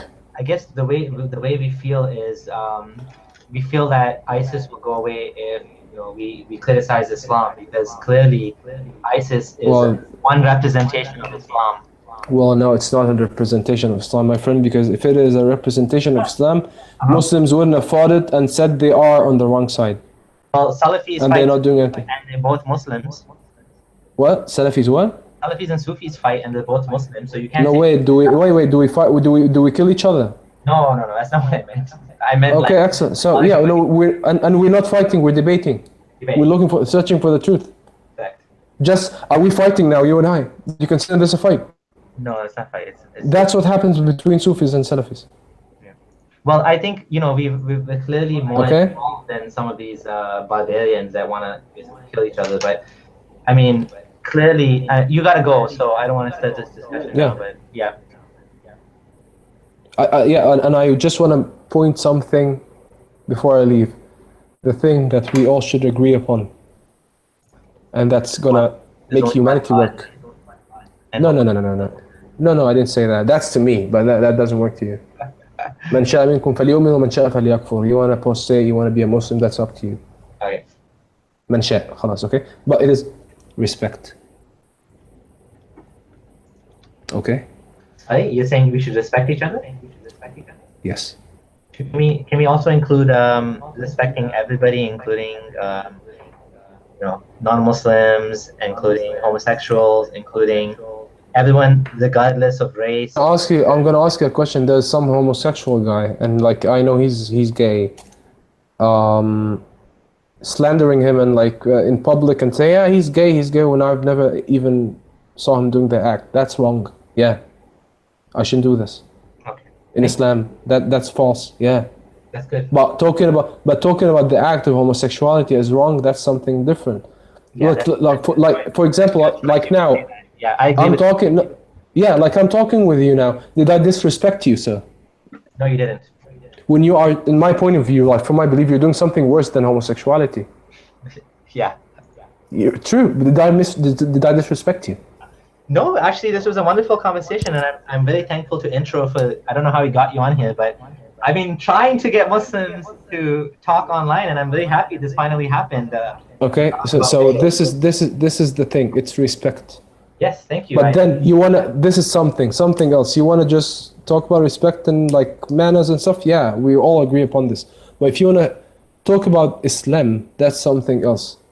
That should be all truth by truth. It should be facts. It should be, it should be we're debating science here. We're doing it's not science, some sort of knowledge, some sort of belief, some sort of truth, and know what's truth and what's not. Plus respect. Respect, the moment, and that's what the Prophet ﷺ said in the Quran. وَادْعُ إِلَى سَبِيلِ رَبِّكَ بِالْحِكْمَةِ وَالْمَوْعِظَةِ الْحَسَنَةِ. You know this, of course, in Arabic. Yes. You've heard it before. Yeah. You know this. I don't know if Islam really respects non-Muslims. No, okay, wait, okay. وَإِذَا خَاطَبَهُمْ الْجَاهِلُونَ قَالُوا سَلَامًا. Do you want something more? Even if someone ignorant comes and speaks to you like in the worst manner, I'm ignorant. Just say peace and leave. That's the Quran. Yeah, that's just one part of it. Good teaching. That's a good teaching. Well, yeah, that's what part of it. When a jahil comes to you, it's you know it's broad. That part of it is broad. Other parts, the muhkam, are specific. That's why I tell you, those who just go by not understanding, like the ayah you said, like I mentioned two ayahs here, the one about the past and the one about the future and the one which is open. You see, when you took it in Arabic, you got it. So it's not like I read this ayah, oh, it doesn't make sense, okay, oh, Quran contradicts, boom. No, please, just look for the truth before attacking. The Quran itself is not respectful to non-Muslims. It calls them deaf, dumb, and blind because of wisdom. No, yeah, wait. Okay, wait. What does blindness mean and deaf means? I don't know. It's depending. Like blind is not okay. When I speak to you and I tell you, sir, you're blinded, does that mean I'm disrespecting you? If you're using it as a slur, then and you say deaf, dumb, and blind, then yes, you are. No, the Quran uses it as blind. Because in another ayah, إنما لا تعمل الأبصار لكن تعمل القلوب. It's not the eyes that gets blinded; it's the hearts. They don't see by the hearts. But Quran is clear. What about worse than cattle then? What? Worse than cattle. أسوأ من النعيم. Yeah. من الأنعام. It's not. It like here. It doesn't mean that they're worse as in like they're low level. It's comparing them in the logic. It's a compliment, actually. No, it's not. What? It's not a compliment. Mine is cloned sheep that in this 20%.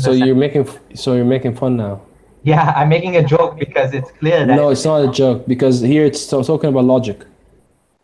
It's not talking about logic. It's insulting. No, it's not. It's describing the logic. Cattle. If I say you're Okay, and then when the Quran, إن الله لا يستحي أن يضرب مثلا ما بعوضة فما فوقها وما فوقها. God's not shy to give an example using a mosquito or what's above it. Okay, but that's the words of God. But I have an order here. Look, you're saying the Quran, like that's the words of God. But my order is you talk with me about what I'm ordered to do. Right. That's what you debate me about. I'm ordered to say peace and salam and bil husna. Okay, wonderful. Using kindness and the good way. That's what I'm ordered to do. Don't tell me the Quran. I honestly think that's wonderful. I wish more Muslims. Don't tell me the Quran is and that, this and that. As long as you respect me. Yeah. But listen, the moment someone disrespects me, something different. How do they disrespect you? What do you mean? I mean, like if someone comes in and disrespects and talks to me in a disrespectful manner, mocks me, makes fun of me, calls me names, for example. If someone does that to you, I think like me names. The Quran calls me birds and animals. It calls me najas. Innal mushrikun najas. What does najas mean? Filth. No, it's not filth. Filth in Arabic language, it might be one of the synonyms, but here it's not filth. No, it's not. Najasun fala yaqrabu al-bayt al-haram. It's not najas because if you are a najas, truly in the sense that you got it. I'm not like, why would I go and eat from someone's food if he's a najas? When I'm fine to eat from the kosher and the Jews food. And like, it's fine for me to so like, explain this. And don't let them approach the Masjid al-Haram. Najas as in spiritually, they're tainted. Spiritually najas. Spiritually no, tainted. Najas. النجاسة في اللغة العربية. النجاسة in Arabic is actually anything that's tainted. Oh, okay. Arabic is a very rich language. You should know, like you know that. A word might have different meanings from the highest to the lowest.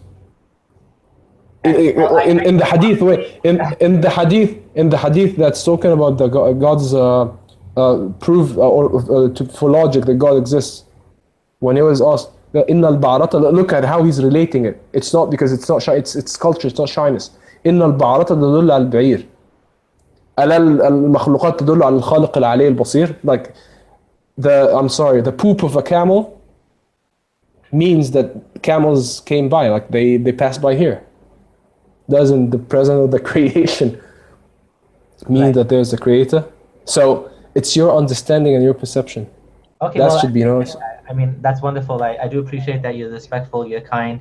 I'm a little bit worried at what point you will, you said if someone insults you that you will stop being polite. But of course, that's your right to be not polite as long as you don't hurt somebody physically. I do appreciate your positions. I do feel like you're a little bit more reasonable than many other Muslims, and I do wish that many other Muslims would kind of take your position that apostates should not be killed. You should debate with them, logically speaking. I'm happy to hear that. I appreciate it. Plus something else. No, let that be later. But the thing is, I really advise. How old are you? I'm 34. Okay, I'm 29. Oh, okay. Look, when I was 16, I started questioning, and like a lot of stuff didn't make sense because I was in the middle of a lot of Salafi people, and like currently in the world, like the propaganda and the YouTube and the stuff, it's all either Salafi or Wahhabi or Shi'i, The wasati thing, the proper thing is not, because we're staying out of the fitna. Anyway, so I was like, this doesn't make sense. It doesn't make sense, and it's contradictory. And like, okay, that's exactly true. The yeah. Salafi Aqidah is contradictory with science. It's contradictory with reason, which is why the Ash'ari Aqidah is more refined. But isn't the Ash'ari Aqidah just influenced by Greek philosophy? I mean, that's where Mutazilah comes from as well, right? No, Ash'ari. Come on. Do you know what the Ash'ari Aqidah is? No. Go ahead, tell me. The Sidi Abu al-Hasan al-Ash'ari. First of Abu Malik al-Ash'ari. Abu Malik al-Ash'ari was a Sahabi. Yeah, but the war. Abu Malik. Wait, yeah. I'm gonna explain the whole story from the beginning. So Abu Malik al-Ash'ari was a Sahabi. Then there was an incident. I don't remember the hadith properly, but it's there. But what I remember from it is the meaning. That the Prophet ﷺ pointed to Abu Malik al-Ash'ari and told, like, from your sulb, from your offsprings, the deen is gonna get back to its proper way. And like, God gave this to you. Like, this is a hibah from God. So that made, and he was from Banu Tamim. So that made him happy. Abu Malik al-Ash'ari. Then later on, the Khilafah al-Islamiyya, then the fitna, then Muawiyah took over. And we all understand what happened. And then it wasn't Khilafah, it was hukm aad, it was a clinching rule, just like the Prophet ﷺ had said. He prophesied, like, first it's going to be prophethood, then it's going to be raised, then it's going to be Khilafah on the way of the prophethood, then it's going to be raised, then it's going to be a rule that's clinching to the throne. A father gives the son gives the brother gives the uncle, and they're fighting each other. Then that's going to be raised, then it's going to be a rule by force, hukmun jabri, by the armies, and that's what we are at now. Then it's going to be a khilafah at the way of the prophethood. Anyway, so the Prophet ﷺ told Abu Malik al-Ash'ari, from your offspring is going to be this and this and this and that. He felt happy. So first the deen went hazy, then the Mu'tazilis are the ones who got influenced by the Greeks and the philosophy, and they let their brains just fly, and like, God doesn't interfere here, and like their statements were so contradictory that it didn't make sense. And he was like, he grew up as a Mu'tazili because of that time, like, it was all Mu'tazilis, and Khalifa ordered the people to go by the Mu'tazili, like, this is the creed we take by. So he was Abu al-Hasan al-Ash'ari. Abu al-Hasan found a lot of contradictions, and like, his heart doesn't obey like what's going on. So he just as a talib ilm, when you were like a seeker of knowledge back then, that there's some kind of manners with your teacher. If you find him mistaken, you don't oppose him, this stuff, right? Mm-hmm. Like, you don't attack him, you don't you should be humble to him, and like in the best ways. Yeah. So he didn't go against his teacher. So then one night he saw the Prophet ﷺ in his dream, and he said, "Unsur dina," like, go fix it. He woke up next day, maybe this is like a dream or something, and I can't do this. He just missed, like, he dismissed it. Next day, he saw the Prophet 3 times, and the last time, like, he woke up and he cried, like, oh, the Prophet was here, like, and I just didn't take by his order or command. So he went into the public and in the mosque, and all people, he was a scholar, all people of, I don't remember, Baghdad maybe, or Kufa, oh people, before I said this and this and this and this and that, and wallah, I repent, and this is not true. What is true is this 1, 2, 3, 4, 5, 6, 7. That's the Ash'ari way. Okay, but wasn't the Ash'ari way influenced by Greek philosophy? The whole In what idea way? of not taking the hadith. I mean, to me, it seems very irresponsible that Allah no. left His religion in such a way that it's so difficult to actually understand, and it requires this reinterpretation and taking things. Do you know? No. Do you know what religion means, man? Deen, way of life. Yeah, well, what does it mean actually? Like, what's the purpose of the religion? Yeah, it's a way of life. Why? What is the purpose of it? What's the purpose of life? Oh no, of religion. I don't know. So wait, God says first of all in His ayah, وَمَا خَلَقْتُ الْجِنَّ وَالْإِنسَ إِلَّا لِيَعْبُدُونَ. Exactly. What does يَعْبُدُون means? To worship. What does worship means? To, I don't know, like to praise God, to whatever. Okay, well that's okay. See, that's wrong because in the Hadith Qudsi, the Prophet said فيما معناها. I don't remember the exact wording, but God says كنت كنزا مخفيا فأحببت أن أعرف. I was a hidden treasure, but I wanted to be known. It doesn't seem like you want to be known because there's no wait. of God anywhere. Wait, please, I'm just explaining from the Islamic perspective here, and like I'm asking you, like I'm relating stuff from Islamic texts. Like here you said, yeah, we're doing to worship. I'm saying you're wrong. Not to worship as in praise God, no. To know God, to try to reach Him, to try to search for Him, not to listen to this sheikh and yeah, that's it, khalas. Use logic. I don't see how you can use logic in a book that talks about ants walking and talking and magical creatures called jinns. And well, if you believe that He created the consciousness, and like you're different than anything else on this planet, and there are forces and there are like things you are still discovering, and like you stay like you understand that there's someone.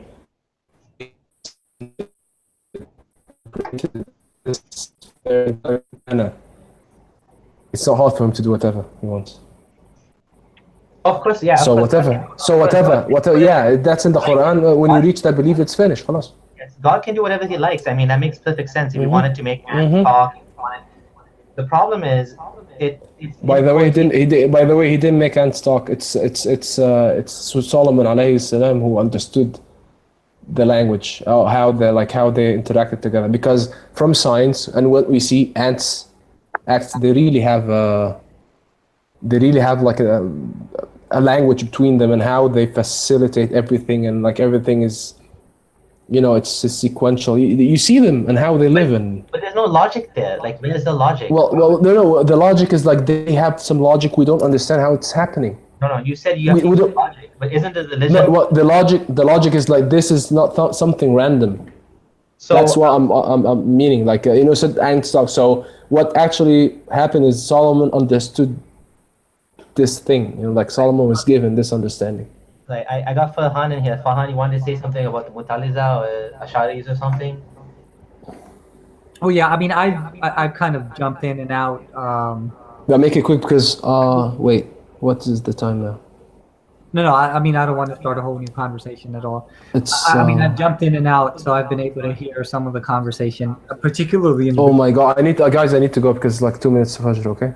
Make it quick, please. And say whatever you want because I don't want to be disrespectful. Go on. I mean, it's all good. Maybe we can have a chat in the future. I don't know. What is it about? All just shoot it. Yeah. Because you came here, but I don't want to be disrespectful. Go on. So the last thing that we were talking about, the Mu'tazila and Imam Ash'ari, I didn't think that you represented his story accurately.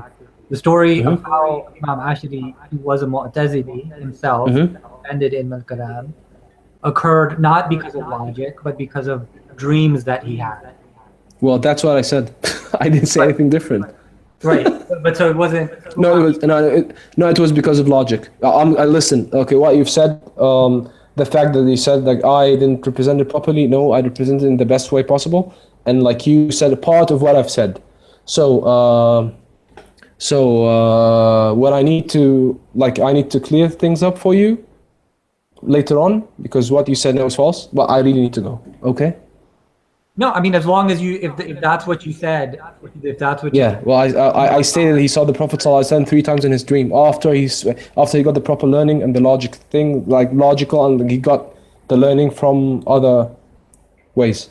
And it was him and Sidi al-Imam al-Maturidi, radiallahu anhu, right? both of them at the Imam same time. Ashari came afterwards, but Ashari was debating vigorously the Ahl Sunnah, The Mu'tazili. followers of Sunnah. No, the Mu'tazili. No. Mu'tazilis were not Ahl Sunnah wal Jama'ah. I'm sorry. They were not. They were Quran. Yeah. They did not accept the Sunnah. They did not. But So Imam he was debating them. Sunnah. He was debating them. Imam He Ashari was was debating them. debating the followers of the Sunnah. Hence, He was debating the Mu'tazilis. Come on. What's that? He was debating the Mu'tazilis. No, Imam Ashari was a Mu'tazili, and he was No, debating. he left the Mu'tazilis and oh my God, listen, it's gonna open up. I need to go. Mu'tazilites, but while he was a Mu'tazilite, he was debating Sunnis. That's what I was saying. He did. No, well, he didn't. No, they weren't called Sunnis. They're called Al-Athariyin. But they followed the Sunnah. The thing is, they rejected the Mu'tazila were rejecting the hadith that were being compiled, with the exception of the mutawatir hadith. They rejected the hadith and the Sunnah that was being reported. Dude, they rejected parts of the Quran even. They rejected power of God. Come on, let's it's a circus. No, it's a circus. No, they rejected a lot of stuff Mu'tazila. Come on. They still believe in the Khalq al-Quran as well. What does that The mean? who? Well, from where did they get this? But The Quran is Kalamullah. right. Is Kalamullah, are the words of God created? If him himself, he's not created, and he doesn't need a mouth to deliver his message. Right, so that's all that So- we're saying, that we can't take this literally. That Well, yeah, and they said also that the God doesn't have power on earth right now. He created us and left us be, and the atom sustains itself, and you sustain yourself. They said his hands were power. When they interpreted No. they said that this No, I'm not saying about. I'm saying that they said you are self-sustainable. Denying a lot of the Quran, a lot of facts in the Quran. They denied it. They just interpreted it differently. No, they denied it. This is munkar. They denied it. No, they denied because because the Quran in many occasions it says like he's the one who moves, he's the one who controls, he's the one who does this, he's the one who yahdi huwa yahdi wa yudil. So they refused a lot of stuff in the Quran. They refused interpretation. They didn't say that we reject this ayah. They just left it because it doesn't need an interpretation. Listen, bro, it's 3:30. I need to go. Okay, yalla. All right. I'm sorry, but I'm pleased to talk with you all, and like I said, We'll do it again. Okay. Thanks for coming. sure. Thanks. Okay, see ya. Assalamu alaikum. Walaikum salam. Wa alaikum assalam. All right, that was interesting. Yeah, that was a long chat. I don't know if you guys want to stick around or if you guys have to go. It's been I might be back in like 20 minutes, so if you're here, I might find you. See ya. Bye. Nah, I don't think I'll be on that long Can actually. I get Alright. his contact info so I can have a live chat with him? I wouldn't mind. Yeah, we're definitely gonna do this live stream again, and hopefully he comes on the Gin and Tonic show because he's actually, he knows his Arabic pretty good, and I like his interpretation of Islam. At least it's peaceful and better than most Muslims. So. Oh, it's because He he's seems like a nice pretty guy. well. I didn't like the way that he was going about some of his arguments in the beginning. I felt that it was a little bit. I felt it was a little bit of bullying going on in the beginning when I was listening. Yeah, I know people had that vibe, but I like to sit back and just relax, and I'll make a video responding to how I dealt with this. But yeah, I mean, at the beginning it was kind of weird. Like they were just more focused on terrorism and that kind of thing. And No, the conversation just And the went arguments left and for right. God, right? The Yeah. terrorism and the arguments for God, and I was like, I don't. They weren't seeing the big picture. They needed to be shown the big picture, but it's all good. I mean, it happens, man. Especially when somebody. Here's the thing about talking to Muslims. Somebody comes to you speaking all this Arabic and stuff like that. That's intimidating in of itself. So there's these Yes, tactics. because he actually knows the language. Right. I mean, right. just like if a Jew came up to me and he started speaking Hebrew, I'm gonna actually respect him. Right.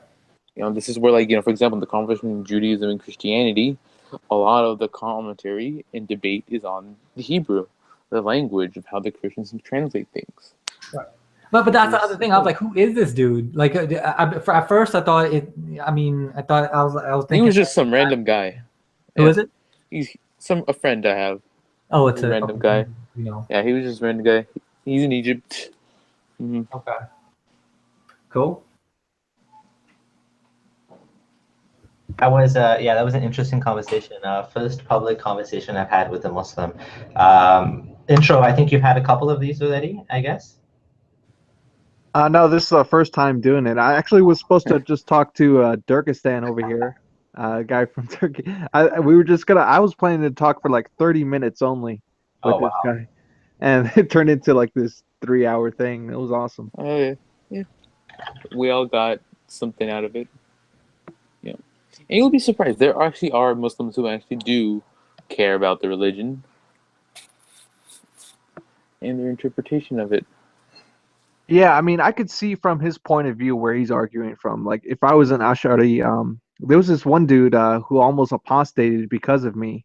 I forget his name. Oh, Saracen 786. Because of me and Mufassal Islam, he was like having all these questions about Islam, and now he turned to the Ash'ari creed, and now he finds peace with it. So I think that's interesting. Yeah, exactly. Because I mean, if you're a Salafi and you actually believe in Salafi Aqidah, you can't talk to atheists and Christians. You just can't. You're just gonna cause problem after problem. And that's why, most of the apostates I know, they were Salafis. Yeah. So wait, well, what sect is this guy and yourself? He and I are both Ash'ari, and are you guys Shafi? Yes. What tariqa do you follow? Naqshbandi, and then he is actually, what was he? I forgot. I'll ask him next time I meet him. Okay, interesting. I do kind of agree with that in the sense that a lot more Salafis tend to leave the religion, and I agree. Yeah, I think part of it, although I do know like some Sufis as well, but I think part of it is as well how you're able to bend the texts. So as a Salafi, it's much more difficult to get out of like the obvious kind of meanings. And so when you take a straightforward meaning of the Quran, it's, a lot of the times it is problematic. So, whereas, like an Ash'ari may be able to kind of say, like, when Allah talks about his hand or his throne, refers to dominion compared to him actually having a hand or him actually rolling up the heavens. Yeah. So some of those things, they can be problematic as a Salafi because people don't understand is that the Quran is the articulated speech of God, and as such, as any articulate speech, it's full of rhetoric. Right, but as articulated speech of God, how come it contains non-Arabic words like borrowed words from other human languages? And how come? That's like every other language. I mean, no language is like a vacuum. People trade with other people. Right, but isn't it God's speech though? Like God's speech includes human language that evolved throughout. Yes, of course. How else are we gonna understand him? Well, okay, but I mean, how come it's not pure Arabic? That's one of the issues people have with saying the Quran is uncreated word of God. There seems to be a bit of issue with that kind of claim, as well as the claim of, the issue of abrogation. Allah saying that He doesn't make Muhammad forget any verse except that He sends a similar verse. It's or a better one, yeah, and exactly. Yeah, which is kind of all the abrogated verses are. Yeah, which is kind of funny because if you're God, why would you need to cancel verses and then send similar ones? He didn't. He didn't abrogate. He didn't cancel them out. No, like, well, what do you mean? What it seems like, for example, I'll give you an example. Like, for example, what was the punishment for adultery back in times? First it was just they were put into their, they were just excluded from society. Right. Then the verse came and saying, okay, the punishment now. And actually, if you read the verse itself, it says, they will be like that until the revelation comes. Meaning that there will be another revelation, and this verse will be abrogated, and you will see this in every verse that has been abrogated. There are like, I believe, 9 total verses. But anyway, I have to go pray. He's probably waiting for me as well. So you guys take care. Both like physically in Egypt? You're both like physical friends together? Oh no, this is not him. This is another friend I have. Oh, okay. Oh, you gotta go pray. Yes, but I do know him. You're both in Egypt? No, we're not both in Egypt. I'm Pakistani, but I Oh, have talked to him. You know, we're like friends. could Really you close. maybe send me a contact when you're done? I'll post my. Sure, I can. Can you see the chat? I'm just posting my email in there. Oh, your chat. I'm on my phone right now. Do you have my email? No, I don't. You It's can't just see my. my email is just abdullah.adam@gmail.com. Feel free to email me. So Okay, Abdullah at Adam. Abdullah.adam at Gmail. At Gmail. All right, and then you know, the best way to contact us, you know, wallahi, is probably in Discord. Discord. Eh? Everyone's using Discord. I'm too old for Discord. Yeah. Yeah, I'm sorry, bro. But What yeah, is Discord you know, thing? if you go to Okay, I gotta look Discord, into it. if you look at Introverted Smiles, like in the One of comment my video, he had videos. all these videos. Yeah, Yusuf, he posted a link to the Discord server we belong in. So you know, if you ever want to contact us or people like us, you know, please, you know, we're there. Anyone who wants to challenge us or you know, have a discussion with us, you're also welcome. Fantastic. We don't, you know, we don't like to cut people off. Yeah, we're gonna go live All right, again on this channel. So like maybe like Friday or perfect. Saturday or something. You know, when Mhm. everyone has time. So we'll do Sure. it again. All right, no worries. I'll bring him. I'll even bring some of my more knowledgeable friends. Yeah. You know, we can definitely have a dialogue because in the end, you know, two sides, all we ever hear is ourselves. We can't come to any conclusion. That's a good point. Very good point. Well, it was nice meeting you guys. You know, listen. I would recommend you hit Discord. I might Okay, forget after Salah, I'll check it out. but No I'll problem. try not to. All right. All right. Jazakallah khair. All Okay. right. Well, yeah. Good night, guys. All right. Good night. All right. So that was interesting. But you guys want to head out now too? Yeah, I just joined. So you guys. tonight, but yeah. Yeah. No, I mean it's interesting. It always depends on what type of Muslim that you're talking to. An Ashari Sufi is going to have a very different perspective than. Don't even put Salafis in here. Most Deobandis and most Sunnis in general are not Naqshbandi, but they are Ashari, and you're going to get a different perspective from them. That's just something that you can expect. But then there's a way to tackle that way of thinking as well. It depends on what the topic is. But good show. I mean, at least you know, it seemed like it was an interesting show towards the end. Appreciate it, Introverted. Yeah. Well, like, what are your thoughts, Farhan, on how to tackle these? I saw you going in on the Ashari thing, but how do you tackle Ashari creed people? Well, yeah, I mean, it depends on what the topic is, right? Because there's many different interpretations about many different people. So, I mean, about many different issues. So Asharis, because they apply ilm al-kalam or rationalism, they have much more leeway in terms of interpreting things.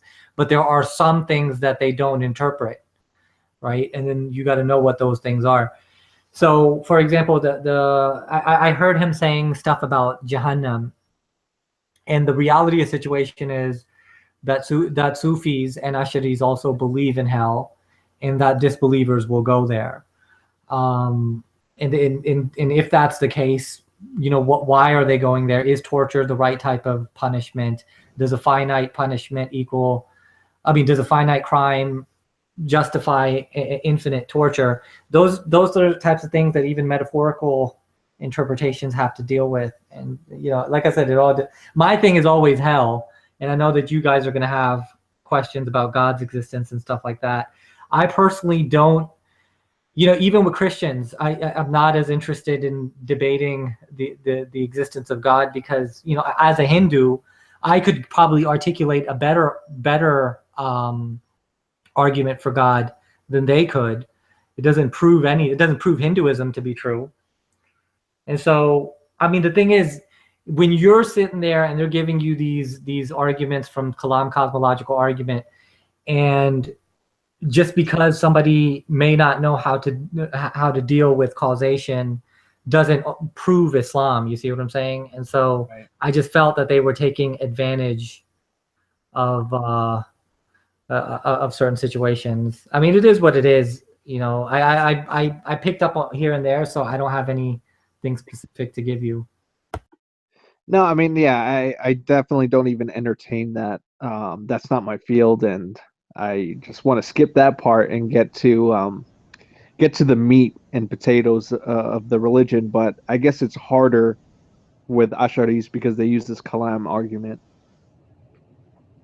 Well, kalam argument does, yeah. Well, that's one of the bases for them to believe in God, and then I don't quite understand how they jump from God exists, therefore Muhammad is the messenger. I don't quite get that part.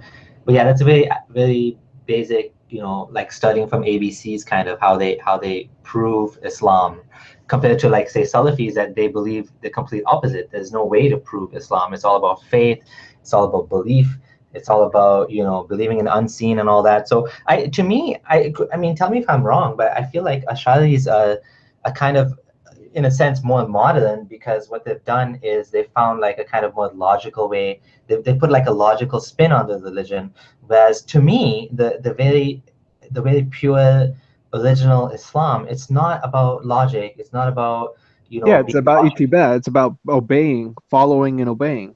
Yeah, following, obeying, and just believing blindly. Like, you know what I mean? Like we hear, and like you said, we hear and obey, but it's about blind faith. Like it's not even about logical proof. It's about reflecting, and like you know, for example, Abu Bakr, when he said that, you know, if he said it, it's true. Like, you know what I mean? There's no rational calculation. It's literally he's Like my you, friend. you wipe over the top of your shoes when Yes, you do that. that's Ali said if the religion was based on logic, then, you know, we will be wiping on the bottom of the socks, not the khuf, right? When we do the wudu, not the tops.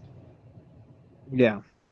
So yeah, that's my question. Like, is the majority of Muslims out there Ash'ari? Because I heard Yusuf al-Qaradawi make that statement. I don't know how true it is though. Yeah, that's actually accurate. Introverted. The Ash'aris do make up the majority, but in the West, you're not gonna. In the West, it might be a little bit different in certain areas. Like I know in England, there seems to be more Salafis than other schools of thought, but in the world for sure. Okay, that's interesting. Like in Canada here, I've seen it's like, I was wondering the same thing, and I think maybe it's like 50-50. For sure, the Salafis have way more money, and like there's like, for whatever reason, like you find that they're well funded, right? Whereas the Sufis are not as well funded, and they're struggling to kind of, you know, get the message across, right? And that's what I feel when I talk to Sufis. They feel angry that, you know, this Wahhabi Saudi money is going. And like, for example, where I'm from in Kenya, when I went there, there's this beautiful mosque I saw. Like, you know, most of the mosques are kind of old and, you know, they're nice looking, but then there was this one kind of beautiful marble looking mosque, and we went inside, and my uncle told me, yeah, well, this was paid by Saudi Arabia, so that's why it's a nice one, right? And of course, it comes with the ideology, this hard line ideology, which is bad for the world. Yeah, so I think there's the money talks. I think that's why they have a big influence now. And in many parts of the world where it didn't used to be popular, now, you know, even in Pakistan and stuff, there's big Ahl Hadith movements, and, you know. Right. And before in Southeast, South Asia, there wasn't, Salafism wasn't really prominent at all. It's more of a recent phenomenon. But they did have the Deobandis formulate in the late 1800s, and the Deobandis are a little bit more literalist in their interpretations. But yeah, One thing I was wondering though too is the Ash'aris, are they susceptible to falling into jihadism or not as much, or does it exist? I would say probably not, because the Sufis slash the Ash'ari. See, the Ash'ari is the theology, the Aqidah perspective, or the way you interpret, you know, the major doctrines within Islam, and then Sufism is more of a mysticism, and then you have fiqh, and in fiqh, jurisprudence in terms of the laws and how to apply them.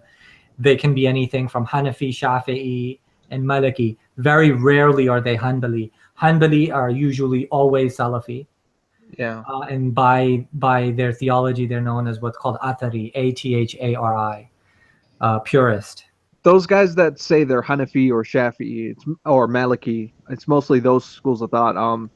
Are they fall into Deobandism as well, right? The Deobandis are Hanafi. Okay. Yeah. So that's a beautiful way of explaining it. I mean, you just said it so well.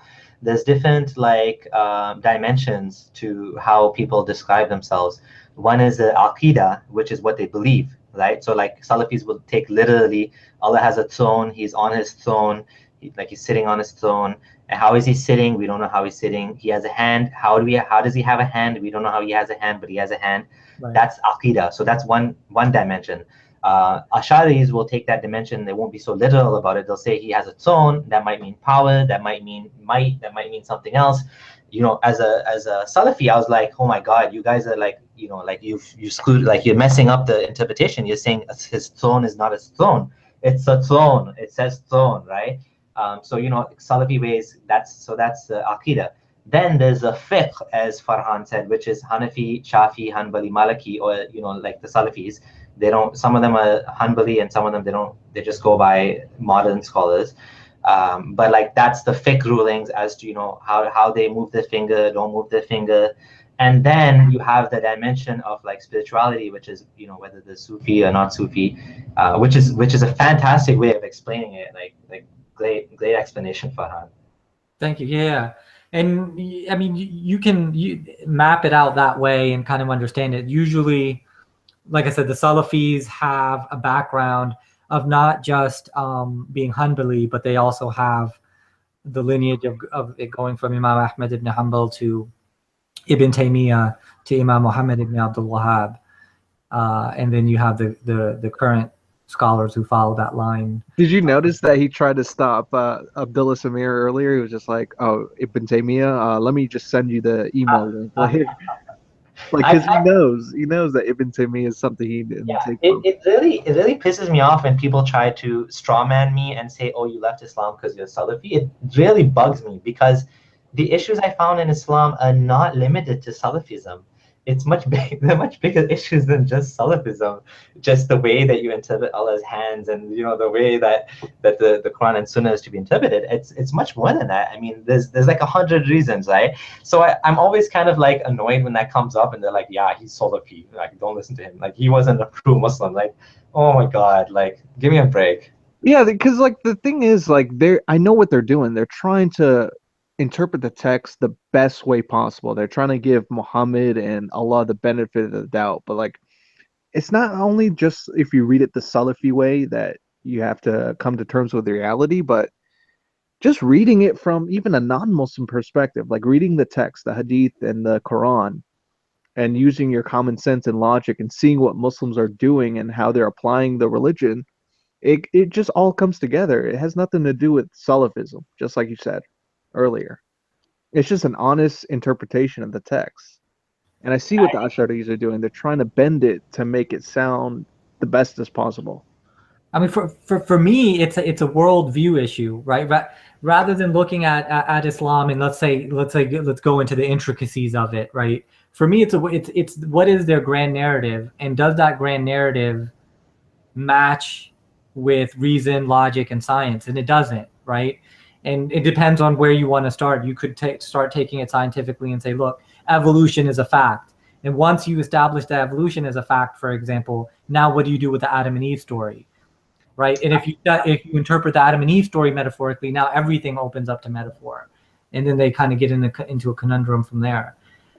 I don't think people like him, this guy, whatever his name, what was his name even? I can't even, Xeroid or something?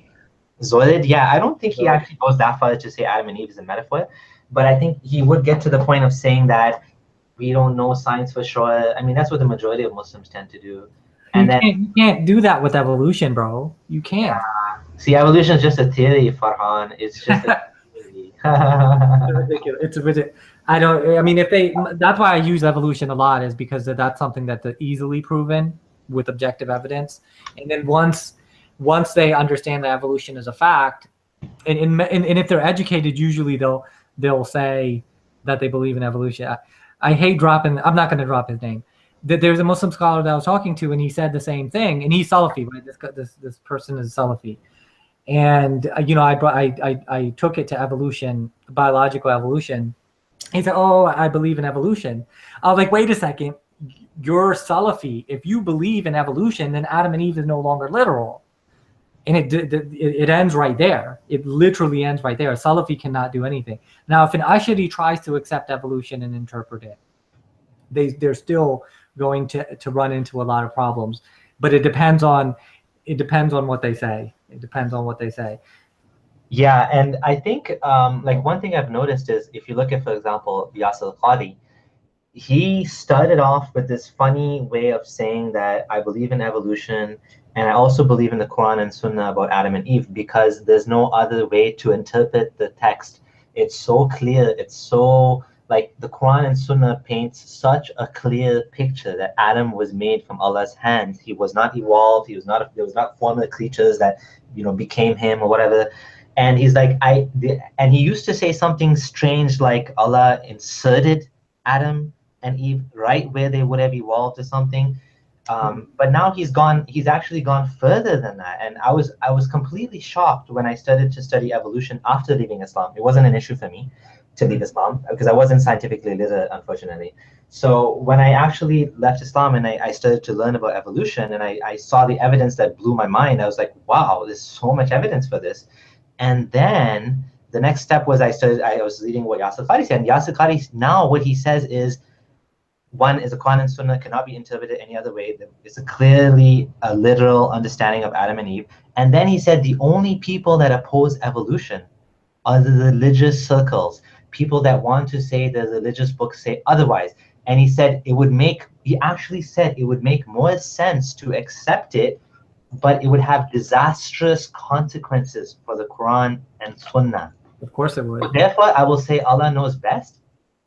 And this is what he said, literally his literal words. Frankly, there is no logical way for a Muslim to contradict this entire account, A to Z, verse by verse, hadith by hadith, except by claiming the whole story is a fable. It's allegorical and not meant to be understood at face value. Now, this is a crazy part. Such a claim might actually make more sense logically, but it leads to disastrous and blasphemous implications about Allah and the truthfulness and function of the Prophet and the role of the Quran. Can you believe that he actually said that? That's I do believe that he said that because I've been listening to Yasir Qadi forever. It sounds like something he would say. I think that if he did say it, that he's put himself in a situation where he's clearly contradicted himself. He knows that he contradicted himself, and if anybody chooses to expose that contradiction, to bewilder the point that evolution is true, and if it's true, your entire narrative changes. Literally, it changes. And I think that that's a winning point. That's why I think that this is the easiest route to go. If they want to argue about God, I'm a theist, but I would still say, no, forget about that topic. Why don't we stick to the topic of evolution? Because if evolution is true, then what Yasir Qadi said would have disastrous implications in terms of theology. I actually find it's difficult to talk about evolution. Usually people throw it's just a theory at you, and then I'm like, oh my God, that's the first thing that's the first thing you learn when you study evolution or science in general, that the meaning of the word theory doesn't mean there's no evidence for it. Not only is there evidence for it, and not only is it a theory, it's a fact. You can describe anything in theoretical terms. I don't know if you saw my conversation with Adnan Jahangir or not. Oh, yeah, I jumped in for a bit. I remember. Yeah, the doctor that went on Zakir Naik's show in Dubai and said, Zakir Naik, please, can you tell us about evolution? And he challenged him. That fellow, right? Yeah, that's the guy. And so the whole theory thing came up again, and in that question answer session, and in my conversation with Adnan. And the thing is that it's not even an argument. Nobody denies that every scientific fact is a theory. In theoretical terms, you can describe the mechanisms of any scientific fact, and that would be the theory of whatever scientific fact you're describing. So moving beyond theory, can we say that evolution is a fact? Yes. And what is the evidence? I wouldn't start with Charles Darwin. I wouldn't start with the fossil record. The fossil record is actually the last thing that I would mention. I would actually start with DNA and microevolution. The differences within a species, say a person that from Africa versus a person from Japan, But or what I a find tiger is, versus a lion. if I can just jump in, what I find is most Muslims I know will accept microevolution and they'll say, well, I stop at macro. Show me Yeah. where a cow turned into a tiger or something like that. But That's what I get. The answer. First of all, most sorry, go ahead, Introverted. No, sorry, I was just saying that's what I get a lot too. They're saying, "Show me the change." Show me a lion that became a dog or whatever, like a dog that became a wolf that became a dog, I mean, sorry. Right now, Usually they don't use that example. Because macroevolution, first of all, most people don't even know the difference between microevolution and macroevolution. So if they do, that's good. Yeah. But what is microevolution in the context of DNA, right? So in the context of DNA, microevolution is variations that slowly brought about these clearly variant changes within a species. So macroevolution are those same mechanisms, 110%, the same types of variations at the level of DNA that caused microevolution. They eventually, through billions of years of time, caused macroevolution. And this wasn't instantaneously. As long as it took for humanity to look as different as black and Japanese, or for as cats to look as different as a black leopard versus, a lion with a mane, as long as it took that much longer for new species to emerge through evolution, which is still taking place. These micro variations at the level of genetics are still taking place. We can prove this, and we can prove it at the level of common cold. We can prove it at the level of any species. I mean, if a person understands the mechanism and understands DNA, it's impossible to deny. It's impossible. I don't understand an argument. I can't fathom an argument against evolution. Yeah, there's nothing in science, in nature, that blocks a certain type of change and says, no, you got to stop right there. You can't change anymore into a new species because that is not allowed, right? I mean, every small change over time, it all adds up into a big change, right? I mean, exactly. Yeah. And we do, in the fossil records, we do have transitional fossils. Archaeopteryx, for example, right? Yeah, exactly. But I mean, a person could dispute. I mean, I've heard of Christians try to dispute the transitional fossils, but they do exist, and we do have the mechanical knowledge of how this has occurred. And so there's no speculation about it. There's no alternative theory. I mean, it's just a fact.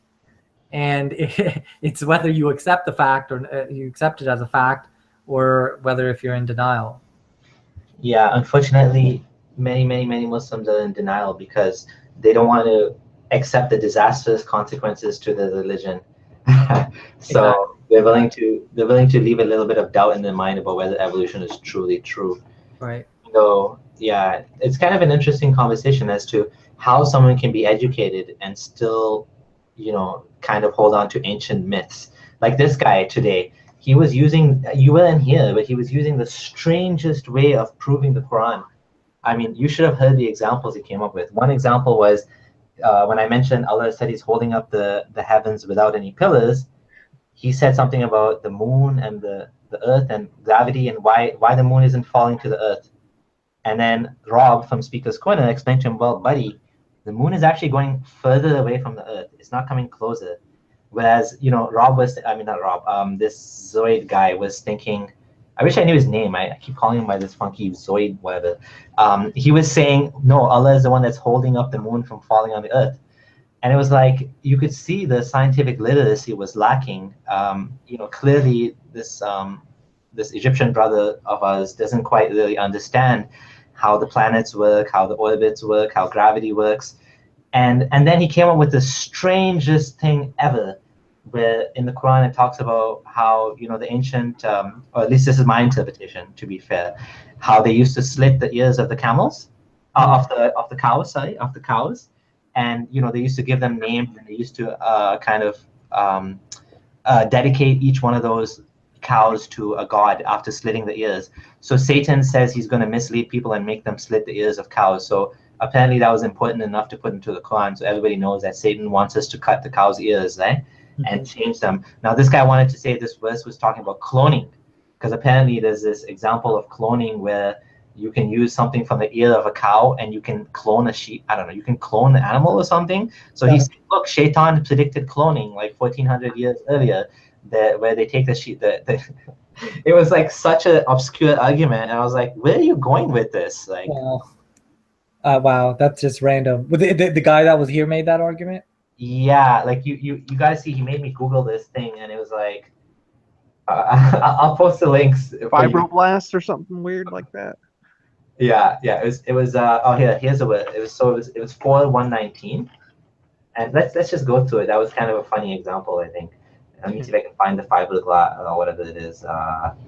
And the other thing I found kind of strange about what he was doing was he was trying to say something about how it seemed like I didn't quite get his philosophy of interpreting the Quran, where he wanted to kind of reject a kind of common understanding, like where it says that whatever the messenger gives you, take it, and whatever he tells you to leave it.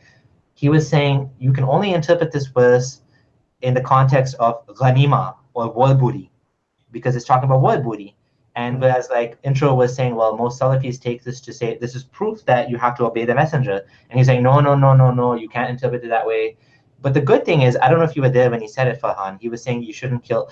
I don't know. I didn't quite get the message he was saying about killing apostates. First, it sounded like he was saying you can kill them, but then he's saying no, you can't kill them because you have to debate them or something. And then because what they believe is like you should have a panel of judges, and you should give them 3 days. If they come around in those 3 days and say, I admit I was wrong, to admit that I was apostate, I come back to Islam, then they're okay. But within these 3 days, if you're still an apostate, technically you're supposed to kill him. And you try to get it out of him. You try to get it out of him, like to say killing is wrong. Yeah. But he kept sticking with it because he knew he couldn't like disobey Muhammad by saying killing was wrong. Yeah, that was the sad thing. He wanted to. This guy, although he specifically said I shouldn't be killed because I'm not causing fitna, because it wasn't my fault that I left this religion. It's all because of Salafis, apparently, that I left the religion, and Wahhabis and Saudi. It's all Saudi's fault. I left Islam, it's all Saudi's fault. But he couldn't Farhan, he couldn't make himself, I couldn't get him to say killing someone for leaving the religion is wrong. I couldn't get him to say those words. He said, I'm not going to say that. He said, I'm going to be more specific, causing fitna, and if you cause fitna and this and that. And we have to define fitna. Yeah, he was just dancing around the topic, unfortunately. Yeah, I mean, I would have just gone after, do you believe in the freedom of speech and the freedom, gone secular on him and just use, that when it comes to Sharia law, that's why I was trying to figure out, like, what does this guy believe about Sharia law? What does he believe about its implementation? Are these laws within the Quran metaphorical as well? Because I mean, here's the thing: some Sufis will try to say that the laws in the Quran are metaphorical, and so, for example, cutting off the hand means to take away his ability to steal. No, this guy is not like that. He rejected. The funny thing is, I thought this was really funny. I really laugh when people use this example because it's the most terrible example to use. Jonathan Brown also used the same example, which is hilarious. The example of, and I knew what he was going to say before he said it, which is the example of Abdullah ibn Abi Sarh. The funny thing is, this guy, he's a foster brother of Uthman, the famous Uthman ibn Affan. And this guy, I'm sure you know the story, he was a writer of the Quran. He used to write the Quran as Muhammad was narrating to him. And basically there's an incident that happened where you know, he was Muhammad was telling him, write this, write this, write this, and then, you know, he came to one of the names of Allah, like As-Sami'ul Alim or something, you know, the knowledgeable, the all-knowing or whatever, the one that hears everything. And then, as the story goes, Abdullah said, no, actually, it sounds like Al-Aziz Al-Hakim. That sounds better, or something like that. He made a suggestion, and Muhammad's like, yeah, that sounds good. Just like that instead. And then, according to that, he was like, whoa, either Muhammad is not a prophet or I'm a prophet. Like, it has to be one of those two cases. So he apostated. He left the religion, and he was one of the people that Muhammad said that no matter what, this guy has to be killed. Like, you know how he said everyone's going to be forgiven, anyone that goes into the house of Abu Sufyan, anyone that holds on to the Kaaba. But there was a couple of people he said, even if they cling on to the cloth of the Kaaba, kill him. This was one of those guys that there was no forgiveness for him. He was going to be killed. So eventually, now the funny thing is when Muslims try to use this as an example, they try to say, well, this guy wasn't killed. Well, look at the story. The story is hilarious. The guy ran away from Makkah. He came back all hidden, you know, hidden in cloth, and he wore a turban. He came with Uthman, and then he came in front of the Prophet and he said, you know, I want to give you bay'ah. He uncovered himself right in front of the Prophet and he said, I accept Islam, and I want to give you allegiance, bay'ah, right? And then Muhammad basically didn't say anything. He stayed silent. Yeah. He was silent, and he raised his head and looked at him 3 times, refusing his allegiance every time. And then after 3 times, he basically accepted it. And then after the guy left, he was like, what's wrong with you guys? Wasn't there any sensible man among you who would get up and when he saw me refusing to give him my hand and kill him? They said, well, we didn't know, Messenger of Allah, what was in your heart. Why didn't you like gestures to us? Like, why didn't you wink to us? You know, wink, wink. Like, you know, like, wink. Like, yeah, I'll accept the bay'ah. Wink, wink.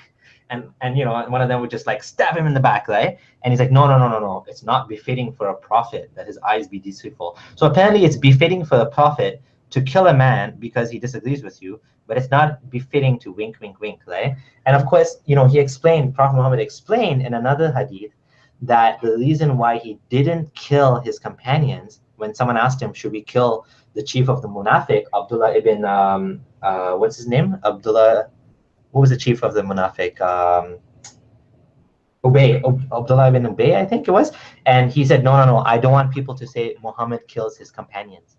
So they didn't kill him, right? So there's other examples where he actually says, you know, I didn't want to. But that's the funniest example to use for people to say, like, you know, he wasn't killed. Don't you think that's the most funniest example? Yeah, not only that, like you find in the Sirah that even during the Meccan period, Muhammad like had 10 assassinations carried out, you know, like secret assassinations. So, I mean, it's just, what did this guy say? Xeroid, what did he say about this wink wink thing? Did he interpret it on his own? I think he just picked a bad example. I don't know if he even realized the context. Oh, I think he said I need to look at the hadith. That's what he said. I need to know if it's a sahih hadith, and if the story was, you know, yeah. And as you were saying about the assassinations, I just posted the link in the chat. There's like 40 plus people that he ordered killed. Hold on, let me see how big the list is. There's 43 in this list, and you know, maybe some of these may be disputed according to history, but each one of them has context. Oh, Xeroid is back. He's back in the chat. He's saying the thing you were saying is false. Who's back? Xeroid, the Egyptian brother. Oh, okay. Who had to play Isha or Fajr, whatever one it was. Yeah. Like, If he, I don't know if I want him back in the hangout right now. I think we should save that for next time. yeah, I think we should end it, right? Like, finish up, yeah. Yeah, but yeah, I tried to come at the angle with debating with Muslims when it comes to assassinations or having people killed, and the problem is like even Al-Albani, who's Sahih in Hadith, like he'll deem it to be fabricated or weak. And that's my problem I encounter with Muslims. They just say, oh, it's a weak hadith or it's fabricated. Because it's pretty convenient, right? Like to not make Muhammad look bad. Yeah. What like my problem, the worst problem I have is with people like at least Salafis, they're consistent. And they'll, you know, they have a consistent basis for saying whether it's true or false. They'll accept the hadith if it's sahih, not because they don't like what it says, but because of the chain and whatever best effort they can put. Now, obviously, I disagree with the best effort, and I do think there's a lot of problems with the whole hadith thing. But in general, you have other Muslims like say Shabir Ali, who will completely pick and choose, completely based on what he likes, what he doesn't like. I mean, and he comes up with the strangest of conclusions. Like he believes, like honestly, listen to like how bizarre this is. He believes that the idea of stoning someone to death was made up by non-Muslims, and it was made up by Muslims and inserted into the Sunnah in order to justify an action that they were doing or something. Like it's such a strange story. Like he just throws out. The story behind that was they got it from the Torah or the Jewish law. Yeah, exactly. And then yeah, exactly. Did you see his video on that? No, I just heard that interpretation before. Okay. So my problem is like there's no consistency with some people, right? When they do this, it's just like you're just throwing out things, and I get why he does it. I absolutely get why he does it, because some of the things in the hadith are like horrible, like that absolutely don't make any sense. Not only they don't make sense, I mean, Shabir Ali actually debates people. He dialogues with David. Yeah, but I think with that one, Abdullah, the hadith actually indicates that they got it from the Torah. Yes. So they did get the stoning from the Torah, but he went even further to say that the hadith of stoning were made up to kind of. I'd have to review the video, but it was a very inconsistent position. There's this other hadith about monkeys getting stoned. Yes, in Bukhari as well. Right, and so the monkeys, there's some question about whether those are actual monkeys or whether, because you know how the Quran refers to Jews as apes. No, it's actual monkeys. Right. So because according to some interpretation, but then they said it was just a derogatory term used towards Jews because the Quran calls them apes and pigs. Right. Okay, that's interesting. Well, according to Sheikh Albani, he rejected that statement because he said, "How can monkeys marry and how can they do zina?" Exactly.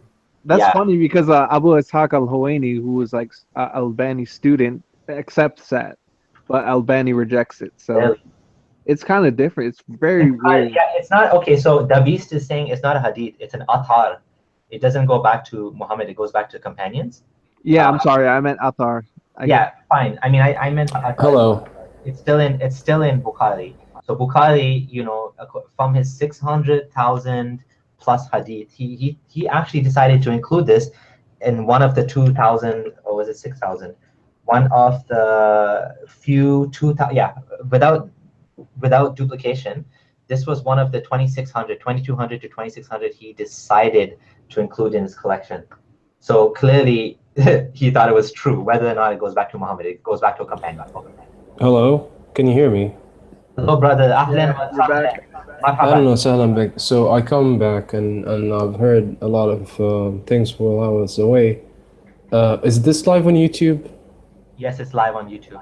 Okay, anyway, so I heard that someone was mocking me. Like I was being mocked by Introvert, I think, while I was talking. But like he didn't speak back to me in face, so because actually I couldn't see the chat that was going on, and I didn't see it up till now, so I can't believe in that. I can't take by the thing I've heard because I didn't see it. I didn't witness it by my eyes. So I was here the whole time. I don't recall any exact. Speaking about the hadith, you just mentioned about Abdullah ibn Sa'd al-Nabi Sarh. The hadith, you said he actually, like, he proposed changing it, and the Prophet said, yeah, okay, well, that's wrong. That didn't happen. The hadith itself, and I'm going to read it in Arabic, then I'm going to translate it if you wouldn't mind. Don't read it in Arabic. I think it's good enough to just read it. Okay, so should I, okay, I'm going to translate it. Just go by the translation, please. It's just a waste of time. Okay, I'm going to translate, okay. Okay, hold on. So, one of the times while he was noting down the wahi, that the Prophet ﷺ told him it is as-Sami' al-Alim. So he wrote it al-Alim al-Hakim. He didn't propose anything. And when he did that, the Prophet ﷺ answered back to him. He told him, well, God is As-Sami' al-Alim and God is Al-Alim al-Hakim. Like, he didn't do something bad. He didn't do something bad in the eyes of God. Like, he didn't call him by something wrong. Did you He have didn't the, understand. have the Yeah, I link? have. Yeah. Okay, Wait. you know what? Maybe I'm Then mistaken then. Maybe I I was. need to continue. Then Abdullah, he didn't understand the words of the Prophet ﷺ. And then he didn't understand that the Prophet was telling him that those are the attributes of God. But he thought that he's changing the Quran. So Abdullah ibn Sa'd, then he said, Muhammad doesn't know what he's saying, know what he's typing, know like the revelation that's being given to him. And he left the Medina to Mecca by night. Okay? Then he went back to the worshipping the idols. Then they did the da'if, and like you say, no, whatever it doesn't work with me, I say it's da'if. No, this didn't happen. I don't think I ever said this when I was talking with you. I think I spoke with you logically and like Okay. in a reasonable manner. Yeah. I found the references that I was speaking about. Maybe I didn't say it exactly correctly, but let me read what it says. I have this on my blog as well. Hold on 1 second. And I want to add something. The ayah, which is وَمَنْ أَظْلَمَ مِمَّنْ افترى على الله كذبا أو قال أوحى إلي ولم يوحى إلي شيء, which means like whoever makes some allegations أظلم, or like allegations about God and lies about the revelation, the wahi, and that was actually on him and Musaylamah al-Kadhdhab and the Asad al-Ansi and those people. And then when he went back to the Prophet, you know the story. And I can't see where he went back and like he repented.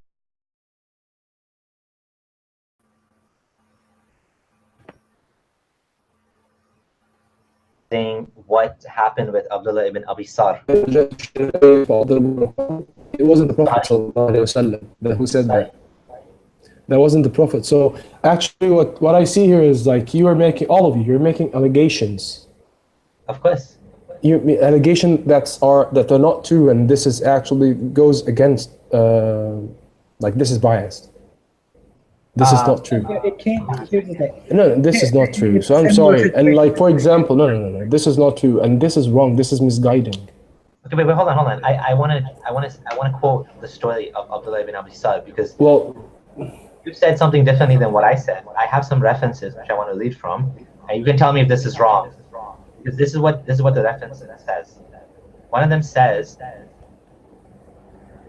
hold on, I'm going to read it. Okay, so Abdullah ibn Abi Sar used to write for God's messenger. The verse 23:12, it says, "We created man from an extract of clay," was revealed. And when Muhammad reached the part that says, Tabarakallah ahsanul khaliqeen, 23:14, Abdullah said, "So blessed be God, the fiercest of creators." Basically what I just said. No, this is wrong. Okay, well this is wrong. This is not what happened. I'm telling you. The details of man's creation. The Prophet said, this is wrong. Write it down. Hold on. The Prophet said, write it down, for thus it has been revealed. Abdullah doubted and said, if Muhammad is truthful, then I receive the revelations as much as he does. And if he's a liar, then what I say is as good as what he says. And this is Tafsir Anwar al-Tanzil wal Asrar al-Ta'wil by Abdullah ibn Omar al-Badawi. Okay, now I'm not familiar with the source. I have a couple of sources as well. Okay, okay. Now, like, let me give you more examples. There's other examples where the exact words of companions, the exact sentence, like if Muhammad is killed, will you turn back on your feet and run away or whatever, like in the battle of Badr, Uhud. And then the exact same ayah, word for word, was revealed. I mean, in fact, if the hadith is true, Omar actually boasted that 3 things Allah agreed with me.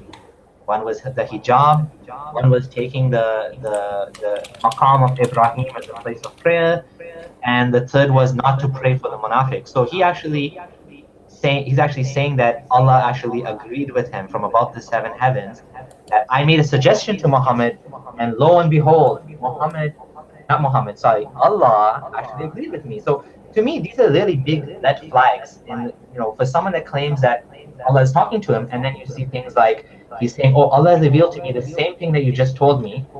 Doesn't that bother you if you're a person that follows logic and reason and science? No, Rather why? than just going No, by. tell me. No, give me like. My question here is God detached from what's happening amongst us? Yeah. This is my question Depends to on you. how you believe. Depends on your definition. No. This is a question. So you want someone like you don't want a human being, because if he was not a human being, you'd have said, oh no, he's not a human being. Why should I follow him? What goes on him doesn't go on me. So wait here. So you're saying like this makes you question it, as if God is detached and like the prophet doesn't get the revelations and whatever he's getting from the wahi, because of what's happening and because he's linked to God and he's guided. So you're actually going against this because, oh no, it doubts you. Huh? It's because the way, like I said, if you're not a presuppositionalist, you are looking, like let's say without bias at the situation. These are red flags. Of course, by default, we assume he's a liar because nobody comes and says I talked to God and you just believe him unless he brings you evidence. By default, if I told you I spoke to God last night, if I told you I spoke to God last night, would you believe me or would you say you're a liar? No, I'm gonna tell. No. Wallah, you want the true answer to it? Yes. I'm gonna give me evidence. Okay, go ahead. I'm gonna ask you, give me evidence. And the evidence is delivered. They were delivered. Okay. A lot of them. Okay. From the hadith. For example, the Prophet ﷺ, he's a prophet, so he prophesies. And whatever he says, at that time, it might be debatable, but it happens. For example, the guy, I don't remember his name, who was his guide, and he was gonna kill him. And you were a Muslim at one point of time, so you know the story. Then he went to him and told him, like, would you like to wear Suwaray Kisra? Oh yes, I know this story. Yeah, go ahead. Yeah, so please tell us the story, narrate it in English.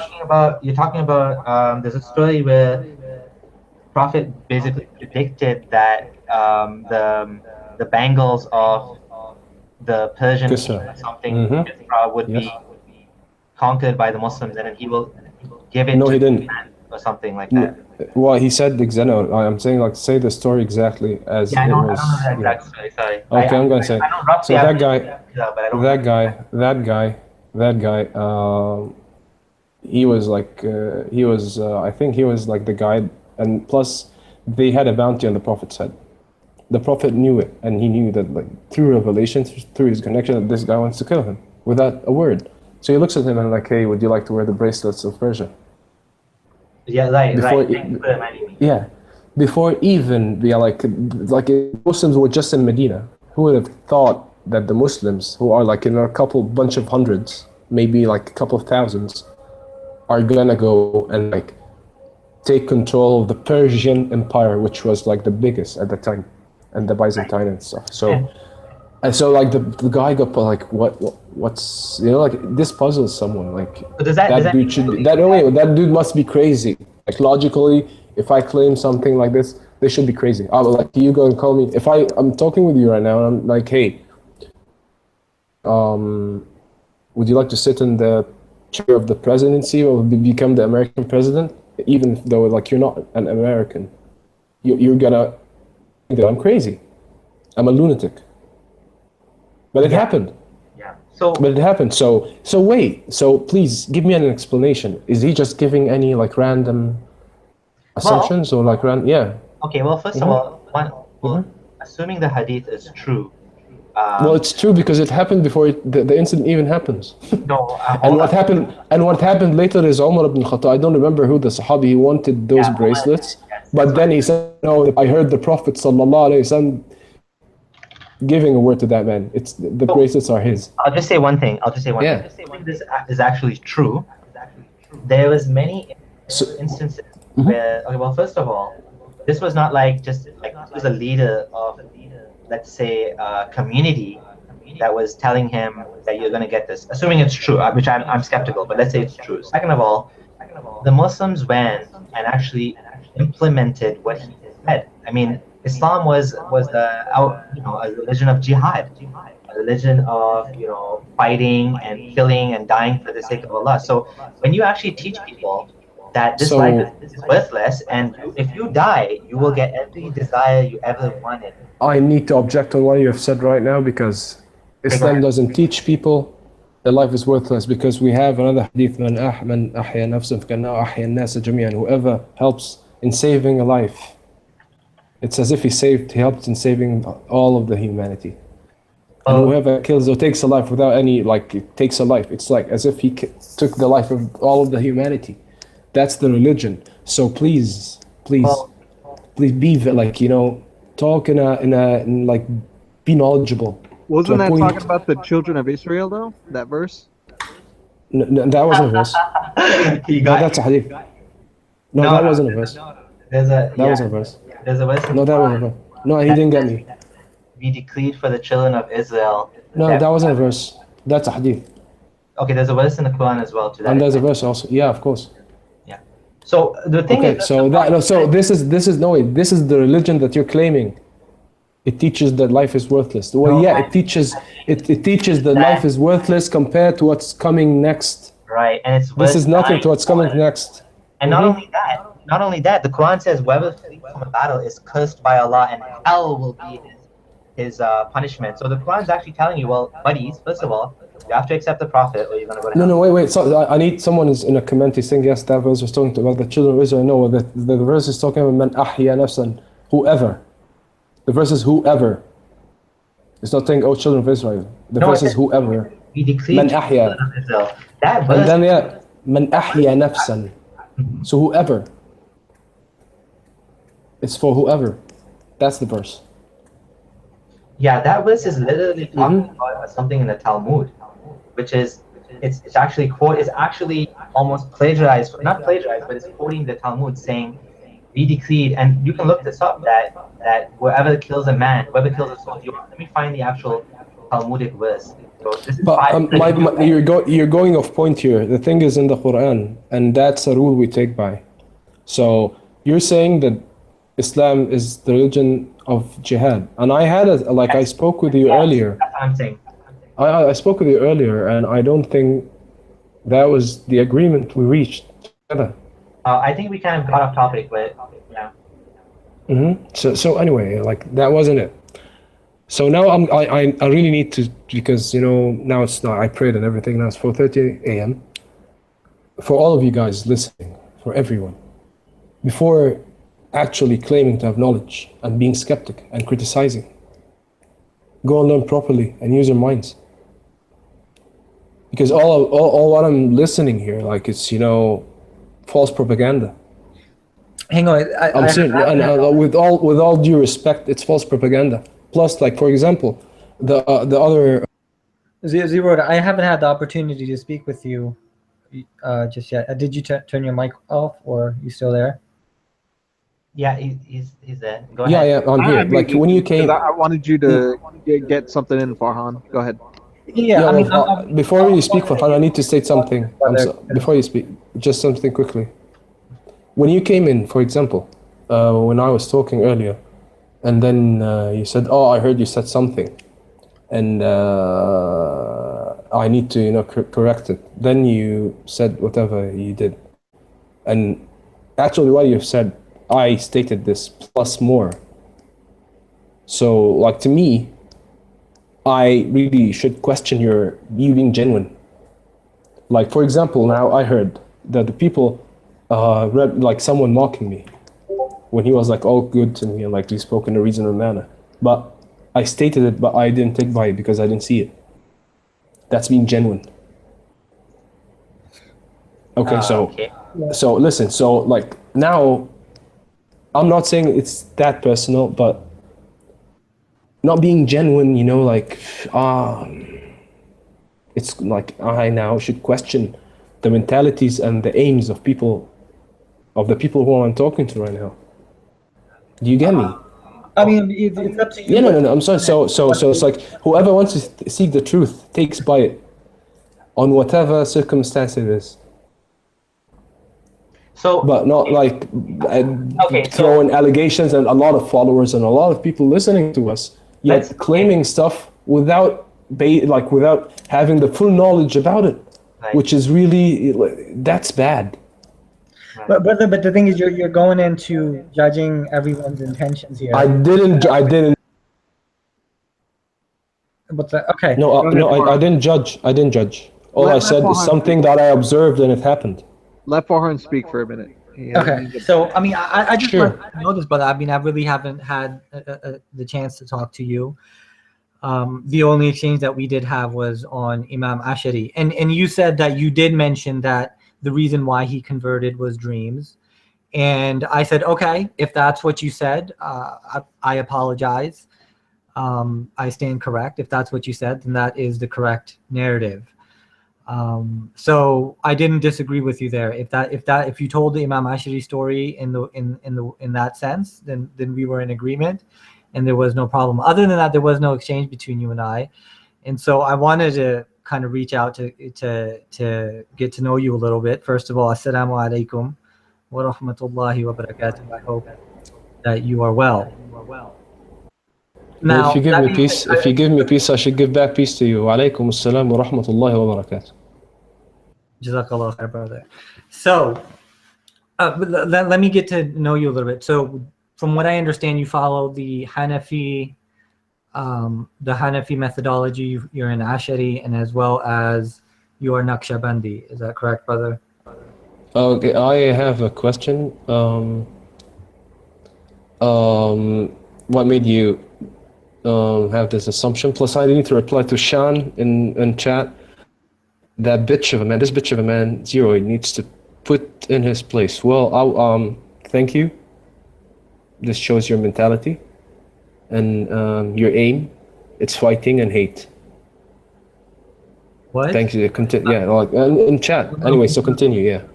No, I'm completely confused please. at what just happened, but okay. Yeah, Farhan, just to explain, he read some kind of rude message. Someone was telling him this guy needs to be put into his place, and he didn't like it. And I agree. Honestly, guys, were in the chat. I mean, I kind of don't even feel like saying it because it goes on deaf ears half the time. This isn't a cheerleader. This is not a Pokemon battle or something where you guys are cheering for, or like the game, between Real Madrid and whatever your favorite teams. Yeah, exactly. First of all, I mean, I don't think you need to take the chat so seriously because there's all sorts of people in here, and we can't really control, the crowd. It's sometimes people, like, you're just gonna get random people in here saying bad stuff, right? But anyways, guys, whoever's listening to this chat, yeah, do be polite. Let's try to keep this respectful to everyone else. Don't be a cheerleader. Just try to make some good points for the speakers. So that's good that speakers are paying attention. They're reading the comments. So do put good comments, not like silly things like that. And yeah, I do want to let Farhan talk because he's been waiting a long time. So and I think he was just kind of confused about what just happened. But Farhan, yeah, just some random comment in the chat that was rude to Xeroid. But yeah, I apologize on behalf of that, Xeroid. You are a guest here. You are the only Muslim. You are the first Muslim to come here and actually dialogue with ex-Muslims. And so honestly, I really appreciate it. You've been the utmost respectful. You haven't said anything bad or insulting or rude, except for like that little bit of I don't trust your intentions type of thing you just said. But I do appreciate you coming on here. I don't think you should feel uncomfortable in any ways. And anyone else that insults him or does that, I'm gonna like time you out in the chat. So don't do it again. Please be nice. Thanks, everyone. And sorry, Farhan, go ahead. I'm talking too much. Oh, no, it's all good. Thank you for the clarification, Brother Abdullah.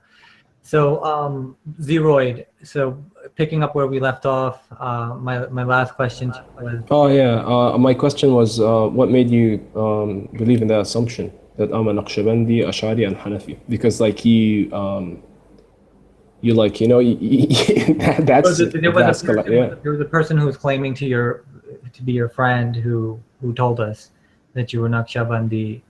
No, I'm not. Oh well, that was Durk. Durk, after you left the chat, Durk was kind of explaining your position, but maybe maybe we made a mistake. So Oh, he Farhan, doesn't know me. He I don't doesn't think know me, Farhan so is. yeah. I don't think I think you give Farhan a little bit more credit. He's asking you, and he's trying to build a little bit of a bridge and try to understand your position. So Yeah, sure. I didn't say anything bad about like yeah, sure. But I just need to understand. Yeah. No, I didn't take it in a bad way at all. but I mean, with that being said, do you mind introducing your beliefs to us a little bit? What is your school of fiqh and aqidah, and do you follow tasawwuf, and if so, what tariqa are you in, and so on and so forth? Okay. Well, I'll answer your question, but in a different manner because I really don't belong, or like I don't belong to any sect. I'm a Muslim when I describe myself. I'm someone who was when I was 24, like when I was 20. Oh no, Krishna, I'm not defensive. This is how I talk with respect to people. Anyway, so I was from when I was 20, I started questioning. And what if like the Jews are the ones who are right? What if Christians? What if there's no God? And I started thinking. And I've been from 20 to 24. I didn't give the matter any attention until I was 24.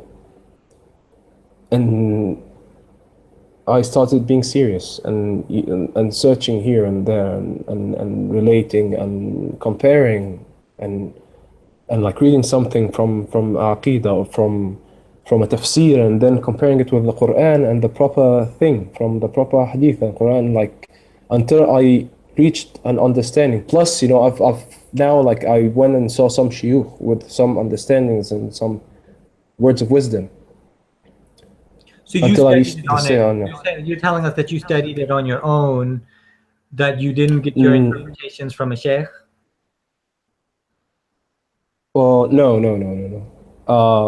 That's false because I got my interpretations later on because I had the doubts, and when like I had the doubts and stuff didn't suit well because like should I follow the Quran? So no, the sheikh I went to someone with a sanad that goes back, and I've read the sanad. I saw it with my eyes. This from that till Sayyidina Ali. He's a Muslim. When he describes himself, he says, yeah, like the Ash'ari way, the Maturidi way, like, but he doesn't consider himself an Ash'ari as in like I'm just an Ash'ari. It's just in the Deen and the Islam. Does he believe in ilm al-kalam? Yeah, of course he believes in ilm al-kalam because actually what tariqa is he? Khalwati. Khalwati. What imam is that, and what region of the world does that come from? It's everywhere, and actually, if you want to learn about it, it's Sidna Imam Ahmad al-Dardiri was a Khalwati, and he was the head of the Azhar at some point of time, and he's the one, like he's the fourth or fifth in line after this sheikh, and this tariqa goes back to Sayyidina Ali radiallahu anhu, Ali ibn Abi Talib. Okay. And if you would like to know about the way of the Khalwatis, no, like go and search Al-Kharid al-Bahiyya. It's the book of the Aqidah. So you'll understand what the Aqidah is. It's just 70 verses, nothing more, just like 4 pages. If you want to read it, you will understand everything the moment you read it. And what about fiqh? You follow, what fiqh do you follow? Well, the fiqh thing, like, when people come to study fiqh, because it's just like science. What normal people, like, they take, I take this fiqh, I take that fiqh. But the thing is not like that, because actually the fuqaha themselves, they agreed upon stuff and they, and they defend others. So the thing is, fiqh is an ijtihad. It's like I'm trying to understand, or like plus fiqh doesn't only use the Quran and Sunnah, and that's it. We had Imam Abu Hanifa, Imam Shafi. We have 4 because they are the 4 major ones, but there are more than them. Right, there's more. Imam Jafar. There are more. Which one? There are more, even more. Right. So Imam Jafar al-Sadiq, actually, when someone went to ask him about fiqh, he instructed him to go and ask Malik. Okay, so you're kind of like the Salafis are. They kind of take the collective. I'm totally different from the Salafis, because the Salafis, I don't want to get into that. Do you take This from is Imam not a Ahmad, discussion. you take from Imam Ahmad ibn Hanbal and Ibn Taymiyyah? No, I don't take from Ibn Taymiyyah. Imam Ahmad ibn Hanbal was a faqih. But for example, I'm going to tell you something. Imam Malik was there. Then Imam al-Shafi'i. Do you know why Shafi'i made his fiqh? Do you know the story? You can tell it. Okay, well, Shafi'i was there in Arabia. Then he moved to Egypt where Malik was. And Malik was one of his sheikhs. He was one from the people whom he got knowledge. Right. And, you know, like, because every one of them, they're seeking knowledge. They are not full. Like, they don't have the collection of all of the knowledge because they're seeking to understand and like things from here and there. Shafi'i had some other sources and opinions. So, and he was different with Malik on a lot of stuff, but out of respect, because he's his sheikh, he didn't comment on anything. But the thing is, one time he saw people actually like debating together. So people debating on a subject like we are doing now. So a group of people tell the others like the Prophet ﷺ said 1, 2, 3, 4. So the other people reply back as in like, no, but Malik said. So that actually made a Shafi'i know this should be stopped because people are going crazy. They're putting a Shafi'i above the level of the Prophet. You see, that's why he interfered. Okay, so I want to kind of get into this. So the Khalwati sheikh that you have given, you've given bay'ah, correct? No, I told you if I've given a bay'ah, I'd have said I'm Khalwati. I'm specific, and I don't. You go to the sheikh. You still go to the sheikh? For not the Khalwati way, for the Aqidah, which is Ash'ari. Like, I don't go from, like, you asked what is he, and I explained. Are you Sufi? Are you in the tariqah? I'm not in a tariqah, but I agree with most of the stuff they're saying. Do you do tasawwuf? Do you practice? Explain tasawwuf for me to be able to answer. Anything. Do you do muraqabah? Do you what kind of What's muraqabah? Well, what I'm asking you are these practices that you do. What is muraqabah? I mean, we can get into that, but I'm just asking you. I really don't know. Well, if you talk about it, because tasawwuf is nothing more but martabatul, but the stage of al-ihsan, which is like the highest, of treating people as if you're treating God. That's tasawwuf. So you don't need to take a bay'ah from a sheikh to be a Sufi. I'm just trying to figure out what your practice is, that's all. I'm trying to figure out. Yeah, well, I'm a Muslim. I made it clear, I'm a Muslim. Right, but I'm trying to find out what kind. I'm trying to figure out. Muslim, just a Muslim. Just a Muslim. There's a big spectrum. A Muslim who found his way. Okay. Mm-hmm. Okay, so you're kind of your own individual. You don't follow a sheikh. You don't get your interpretations. No, when I get to interpretations and when I get to knowledge, I should get it from a sheikh. I don't make something up. Okay. Mm-hmm. Okay, fair enough. All right, well, what do you believe about wahdatul wujood? So, okay, excellent. That's great. So here, the Salafis. Will you give me time to explain, or? But no. Let's not get into the Salafis. I'm asking because I believe in wahdatul wujood. So I'm asking. Well, wahdatul wujood, yes, it is there, but it is how you understand it. Okay, please explain. Okay, so wahdatul wujood is actually you're not God. I'm not God. God is not part of me as in his own self, his essence. But you're not self-sustainable. Neither I am, neither anything on this earth or in the creation. God sustains it. How? This is out of my knowledge. Using his power, using it, like whatever. But is God power he has? So this is wahdatul wujood. Okay, is God one with his creation? One as in like he is in his creation by himself. So from the perspective of wahdatul wujood, Allah is the only thing that exists. He was now you do exist. Okay, like where are you now? We're talking. Okay, so you don't believe that Allah is the only thing that exists. Well, God said in the Quran, and he orders it to be, and it becomes. So it exists. That's Quran. So you're existent. So, okay, but your existence is linked to him. Is Allah the only thing that exists? He was before anything else. Okay. So now that there's something other than Allah that exists, which is creation. Yes, of course, because that's by His order. But then that wouldn't be wahdatul wujood, because wahdatul wujood literally means the oneness of all existence. See, I told you understood it in the wrong way.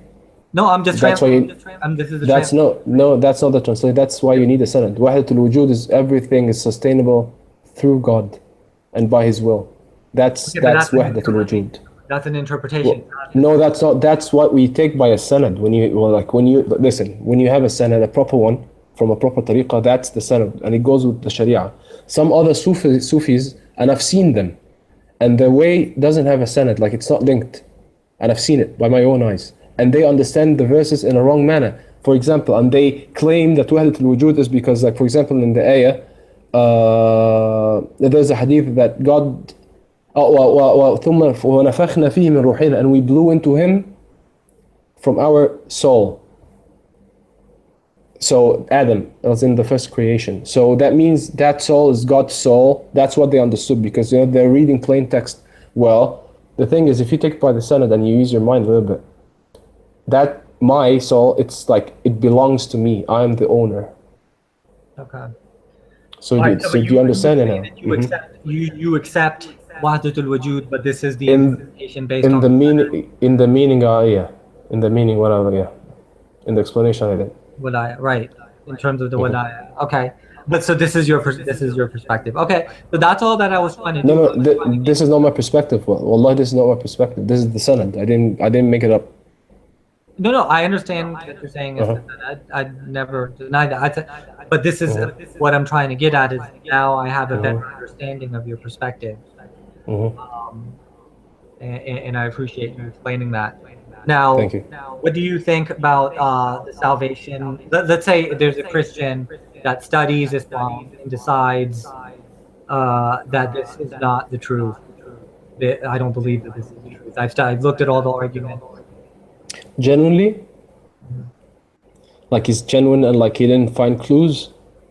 No. Yeah, no. He looked at the same clues that you've looked at and everybody else has looked at. He just doesn't buy into it. Okay, so this needs a little bit of an explanation here. The thing is, we might be studying the same subject, but I understand it, but you don't. And this happens in schools and universities. Correct? Are you there? Hello? Yeah, I'm here. Yeah, so this happens in universities and in schools. Like we study the same subject under the same teacher, yet I don't understand and you get it, right? It happens. Right. Okay. So the thing is here, for me, what I could say is, if that guy is really genuine, and from the Quran, there's an ayah, I don't remember the ayah, which is like, whoever takes by Christianity, whoever takes by Judaism, whoever believes that there's a creator, but they're genuine from inside. La khawfun alayhim, like don't fear for them, and they will not be sad. We're on and the they will same not page. be sad. I see what you're saying. You're actually arguing the same thing that I would argue. In science, we call it relative perception. That Exactly. each individual has their own way of looking at the data before them. But if that's the case, then no one should go to hell, because everyone who rejects Islam. This is love logic here. Let's do deductive reasoning. If an atheist genuinely perceives atheism, if a Hindu genuinely perceives Hinduism, if a Muslim genuinely perceives Islam, and so on and so forth, who is knowingly rejecting Islam? Okay, well, how do you know that he's genuinely taking it? And no other factors are inside. For example, that's like me saying that you don't really believe in Islam. That Abdullah Samir isn't really an atheist. Abdullah Samir really believes in Islam. That's what. No, I don't know. You're really accusing people of not I didn't accuse anything. What they're perceiving. No, the thing is, because we have examples. About you, I don't know. About Abdullah, I really have no clue. I really don't know. I'm not a prophet. I don't have a relation. I don't have superpowers. Perception, and people profess what they perceive to be true, right? And that's a scientific fact that people have relative perception. And if people are professing what they perceive to be true, who is at fault? Logic. Well, let me ask. No one should let go me to ask you. those premises. Oh, I think I have echo, so I need to put my volume down. Okay, is it fine now? Speak. Yep. Do you hear echo? Yes, sir. You're good. Is it good now? Let me close my mic. No. The echo is from my side.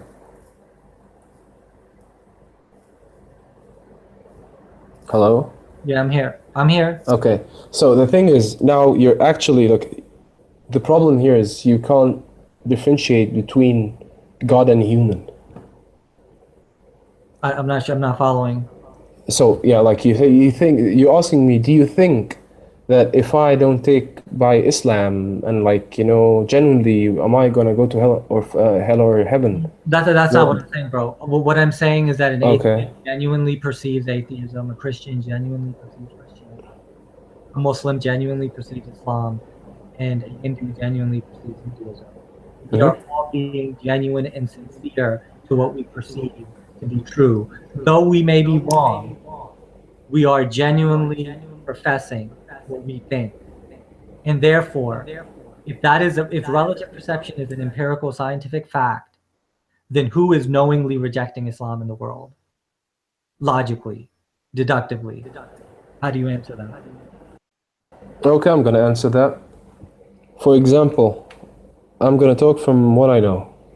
In the Sirah, the Prophet's uncle, Abdul Muttalib, when he was dying, and the Prophet asked him, just say the word, you're gonna die any minute now. How did he respond? He responded by saying, I can't. And the people, how are they gonna look at me? You see, now here there are other factors. And like here you have an example. The thing is, you can't understand each and every single one.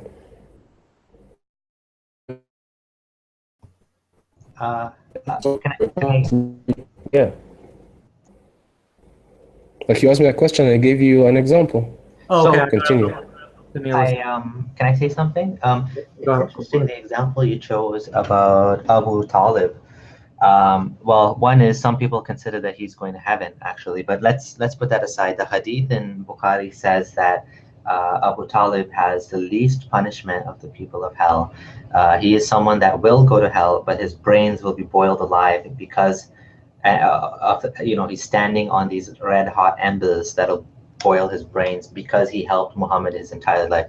So Abu Talib is an example of someone that was following his traditions, that cared about his nephew, that took care of him. His entire tribe suffered, was boycotted, was starving. They were eating the bark of trees. He did all of this for his beloved nephew. When they came to his uncle and they said, tell him to shut up, tell him to stop, Abu Talib said, no, I will not. You know what? He's my nephew and he's not going to stop. I asked him and he said, you know the famous story where Muhammad said, if they put the sun in my hand and the moon in my other hand, I won't stop. So he said, okay, continue. So he defended Muhammad as far as he could. He let him preach. And this was a society that lived on protection. So people protected each other. The tribe stuck their hand out for each other so that nobody could actually hurt Muhammad, because if anybody would hurt Muhammad, the entire tribe of Abu Talib, they would come and they would fight, right? Which is why, again, they had this plan they came up with where one man from each tribe would stab him all at the same time. So he would, so nobody could be blamed. It's kind of like if all the kids are in trouble in the class, well, you can't blame a single kid, right? So they all get involved. So this is an example of a good man, an honest man, a loyal man, a wonderful, father, just like a father to Muhammad. Yet, according to the Sunni belief, he's going to go to hell forever and ever, simply because he decided, or he rejected, belief in God. Or don't you think that this seems kind of unjust for a person like this to go to hell? Well, here, the thing is, you should differentiate again between treating the people and treating God, because now, like, he was nice to his cousin and everything. For example, like, we're nice to each other now. Yeah? That's how humanity should be, but like, God's right is something and being a human is something else. That you should differentiate. Like you said, yeah, he's going to hell. Okay, you want him to go to heaven. Okay, he did everything good, but he's still, like, let's take a greater example. Satan, Iblis. He's the one who worshipped God the most. Yet he's gone to hell.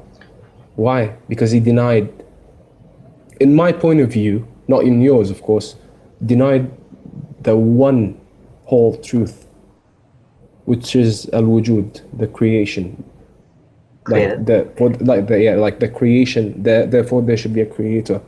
And on that, like, Satan actually was in the presence of God. He was high up there. He saw the angels and he was amongst them. So that doesn't mean that, like, you know, if I'm good here and do this and that. Oh, like in school, for you're good to your kid, to your mates, and like you're good to your teachers and everything, but you're not doing your work. You're not sticking to the subject. How do you wanna you know graduate?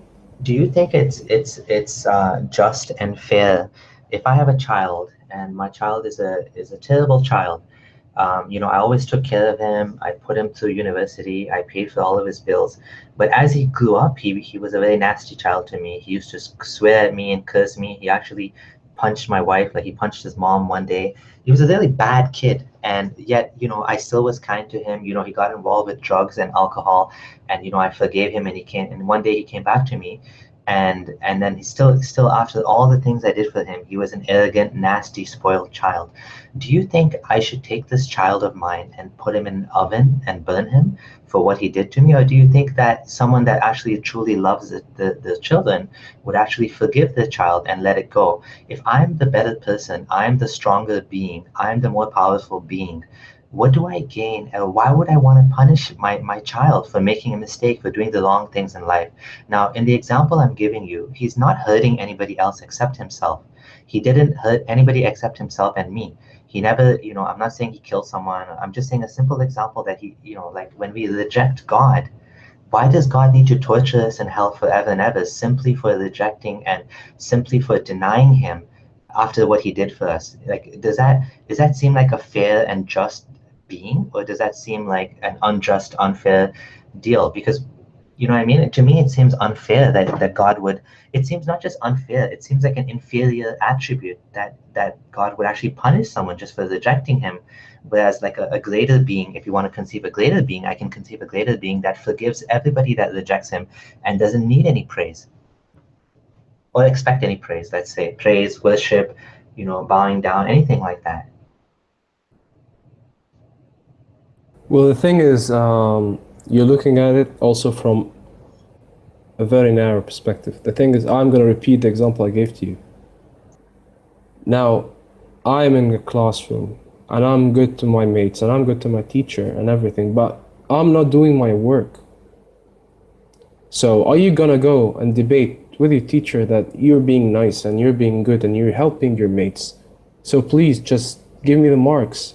But the teacher's not going to break my legs, is he? Is he going to break my legs? Wait. No, well, your punishment is not, you're not going to pass. So the thing is, actually, your understanding about hell and heaven. Hell is like, you know, is the state of being out of the presence of God. Not in the presence that he's not there, no, like in his, like, you know, his rida, his compassion.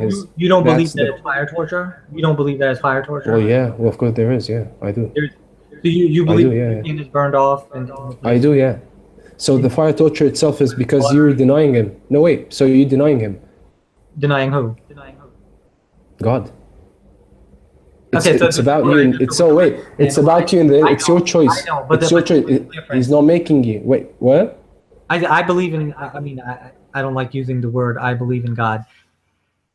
I have the gnosis of the divine. I'm not like Abdullah and introverted, so I do accept that God exists.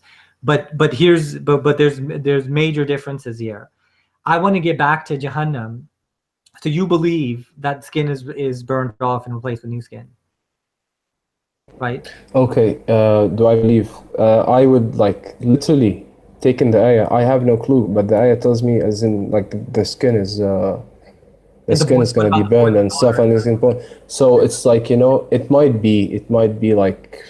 And like, hey guys, is it alright if I interject for a sec? Yeah, sure, please. Because the Quran, it explains this in chapter 6, verse 27-28. In the Quran says, you know, if you could see them when they are made to stand before the fire, and it will say, Oh, that we could be returned to the life on earth and not deny the signs of our Lord and be among the believers. But they have conceived it before now has appeared upon them.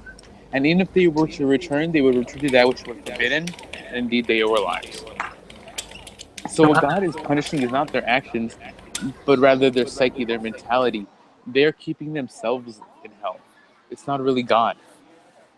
Because even if God were to take them out of hell, they would just go back to sinning. Let me ask you something, Dirk. Do you?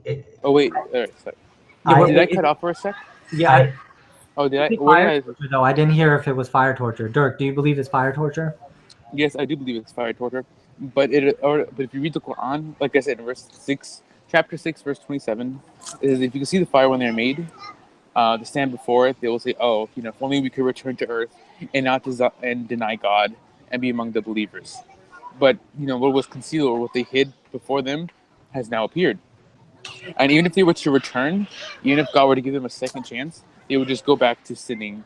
Right, but this isn't just psychological here. This is actual physical torture, right? They're being burned.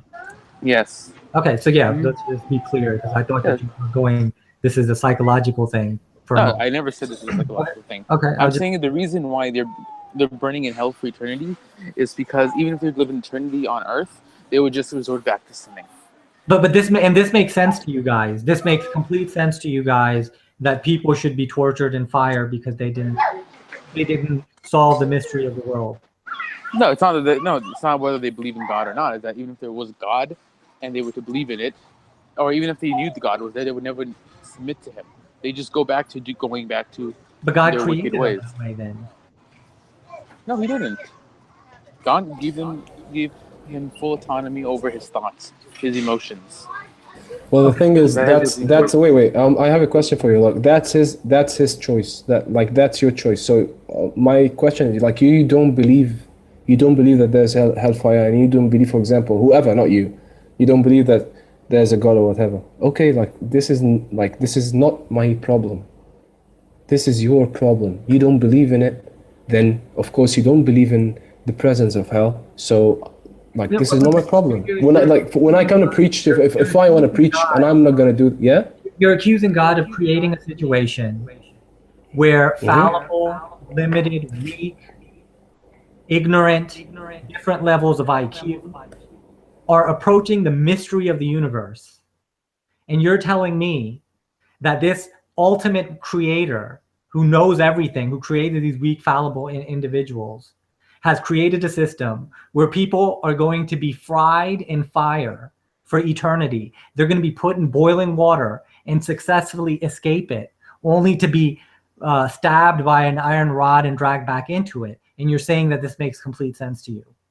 Okay, here again, I'm going to address this point. As I said earlier, you're not going to be judged like me or like whoever, like somebody else. We are not going to be judged like the same, because wait, because we're different. No, wait, please don't wait, because we're different. Just like, well, would you accuse the system of the universities and schools to be unfair and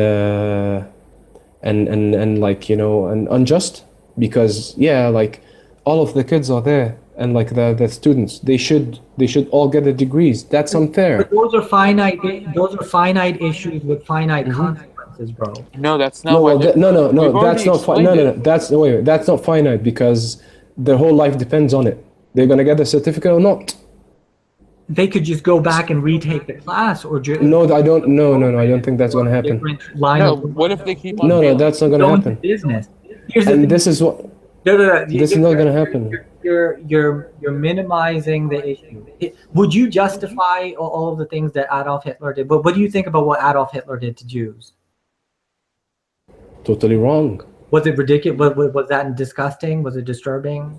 It was wrong. It was wrong. It's either right or wrong. It's wrong. That's an answer. Yeah, it's wrong. No, I'm not asking about whether it was right or wrong. I'm asking if it was... No. Well, I go by right. No, listen. I go by right or left. No. The question it is wrong. Different. It's wrong. It's wrong. It's not a right or wrong issue. This is a... No, it is. No, it is, because it's either right, I approve of it. Okay, so I don't accept it. I don't accept it. It's how wrong. he tortured human beings, that's wrong. Okay, let's just agree with that. you're telling me that the creator of this universe is going to do something far worse than all of the terrorists in this world combined by creating a scenario where people are fried in fire because they couldn't figure out the mystery of the universe. You're mixing things up here because what Hitler did is unjustified. It was something out of their control. Unjustified. Totally unjustified. But the thing is here, like, yeah, no, but the thing is here, like, that's your choice, man. That is your choice. That is your choice. That's not my choice. Okay, you chose you're it. Bringing it down to choice, right? You're bringing it down. Yeah, it is choice, of course. So you're gonna get me into the free will argument now, right? Well, okay, but wait, hang on a second, hang on. Let's before we go into free will and determinism. Before we get into free will and determinism, right? Okay, right. So this is an issue. You don't know how. I know where this is going. Yeah. Determinism issue. This is the same thing when you said about Abu Muttalib, and he said that, oh, what am I going to tell the people? We didn't conclude on that. First and foremost, with that particular issue, with the uncle of the Prophet, the question is, did he believe that his nephew was the messenger of Allah? That's the question. Well, okay, now you're being specific. Now I like it. I really don't know. Right. So because maybe that I don't know. So whether if he's going to hell or heaven, that's out of my knowledge. So nobody knows his heart. Can't read his mind, and we don't know whether he's going to go to heaven or hell. But the way that you went about it was you went about trying to give an anecdote from the seerah of the Prophet. What I want to do is look at this scientifically and then use logical deductive reasoning from those scientific facts. So psychologically, biologically, and chemically, what is the scenario? That's what I want to know, right? And what does the evidence show? So basically, when it comes to human behavior, and my background is in psychology, I have 10 years of experience in behavioral health. I teach college psychology. I know what I'm talking about in this situation. When it comes to human behavior, you and I and no one in this world has had any choice who our parents would be, what part of the world we were born in, what geographical location that we would be born in. Between infancy and adolescence, when we were being developed, we had no choice over the environment and the people that would come into our lives, say the things that they would say, do the things that they would do. We are being shaped and molded beyond our control and choice. The problem with your argument is that let him finish. Let him finish. Yeah. Let him finish. Yeah, continue. All done, right? So my contention is that if you were born as Adolf Hitler in his situation with his genetics, his scenario, his upbringing, his mind, you would have done everything that he did based on this scenario. You would have to show me otherwise that free will counteracts the reality, the empirical reality of determinism. The problem okay, well, now I need just to put something in, then I'll just quick. I'm going to be. Well, the thing is, you're actually trying to look at something and getting facts when you have a lot of unknown variables, and that doesn't work. That's wrong. So, like, you're molding, the human mind into a set of instructions, and that's how it should go. No, I'm not. That's actually what you are doing now. No, we know. Empirical reality isn't. What I mean is like, yeah, of course, yeah, sure. You're being philosopher, like you're being philosophic. That's not psychology. Well, that's philosophy. I definitely said you have to use philosophy. You have to use philosophy. Philosophy. Let me continue. Just if philosophy is not guided by proper tools, you're gonna go and you're gonna reach, you won't reach anything. You're just gonna keep going and getting far away. No, but we're dealing with empirical facts though, bro, right? These are measurable objective facts of reality. Yeah, but there are other factors that you know nothing about. Okay, so then what are those factors? So did you live with Hitler? Did I live with him? Yeah. Did you live with him? Like, did you know what he ate? Like, what he ate, what he chose. Like, for example, now Hitler had his choice in doing this. No. You were born and you were raised in a specific way, but yet you have the choice. So what is this? And you choice take by making? your no, just like mine. I chose to be a Muslim. No, I chose, like, I wasn't born. No. I wasn't born. I was born as a Muslim. I went out, and I chose to be a Muslim when I was 24. Okay. So there is choice making and decision making. Of course, But that's choice that's your making and decision that's your making- consciousness, bro. Right. That's why you're different than animals. That's Okay. why you don't hump a random girl in the like Hang in on, the there's street choice because making, there is choice making and decision making. of course, yeah. Wait, let me finish, bro. Even that choice making and that decision making is caused, right? The definition of determinism is that any circumstances has antecedent causal factors. Even the choices that we make, even the decisions that we make are caused. They have a chain of causation, and therefore determinism still applies. Okay, nice. I have two comments on this one. First one, isn't that enough proof that God exists? That's number one. I believe that God exists. This is not a question about whether God No, exists. no, good. Number two, yeah, of course. Okay, It's your choice. In the end, it's you who chooses. Like, no, it's it's not. your choice. It's not. Yes, it is. I just is. described the definition of determinism. Xeroid, you can Yeah. choose. Can you choose to believe that there's a Loch Ness monster sitting in your bathroom toilet right now? Can you Yeah, yes, choose to believe yeah. that? Please, I can you can. believe that for 5 Yeah, minutes? I have the choice to believe in it Please, can or you not believe to that? believe in it according to the facts that are given. Okay, but I have I'm the telling you, choice. can you choose right now? I want you to choose to believe I there's a have the Loch Ness choice. monster in your toilet about to come out and eat your brains. Can you please believe that for 5 minutes? And after 5 Okay, minutes, well- can you choose to stop believing that? Or is it actually the case that we don't choose what we believe? We believe what we No, believe you're based not on the making evidence. sense.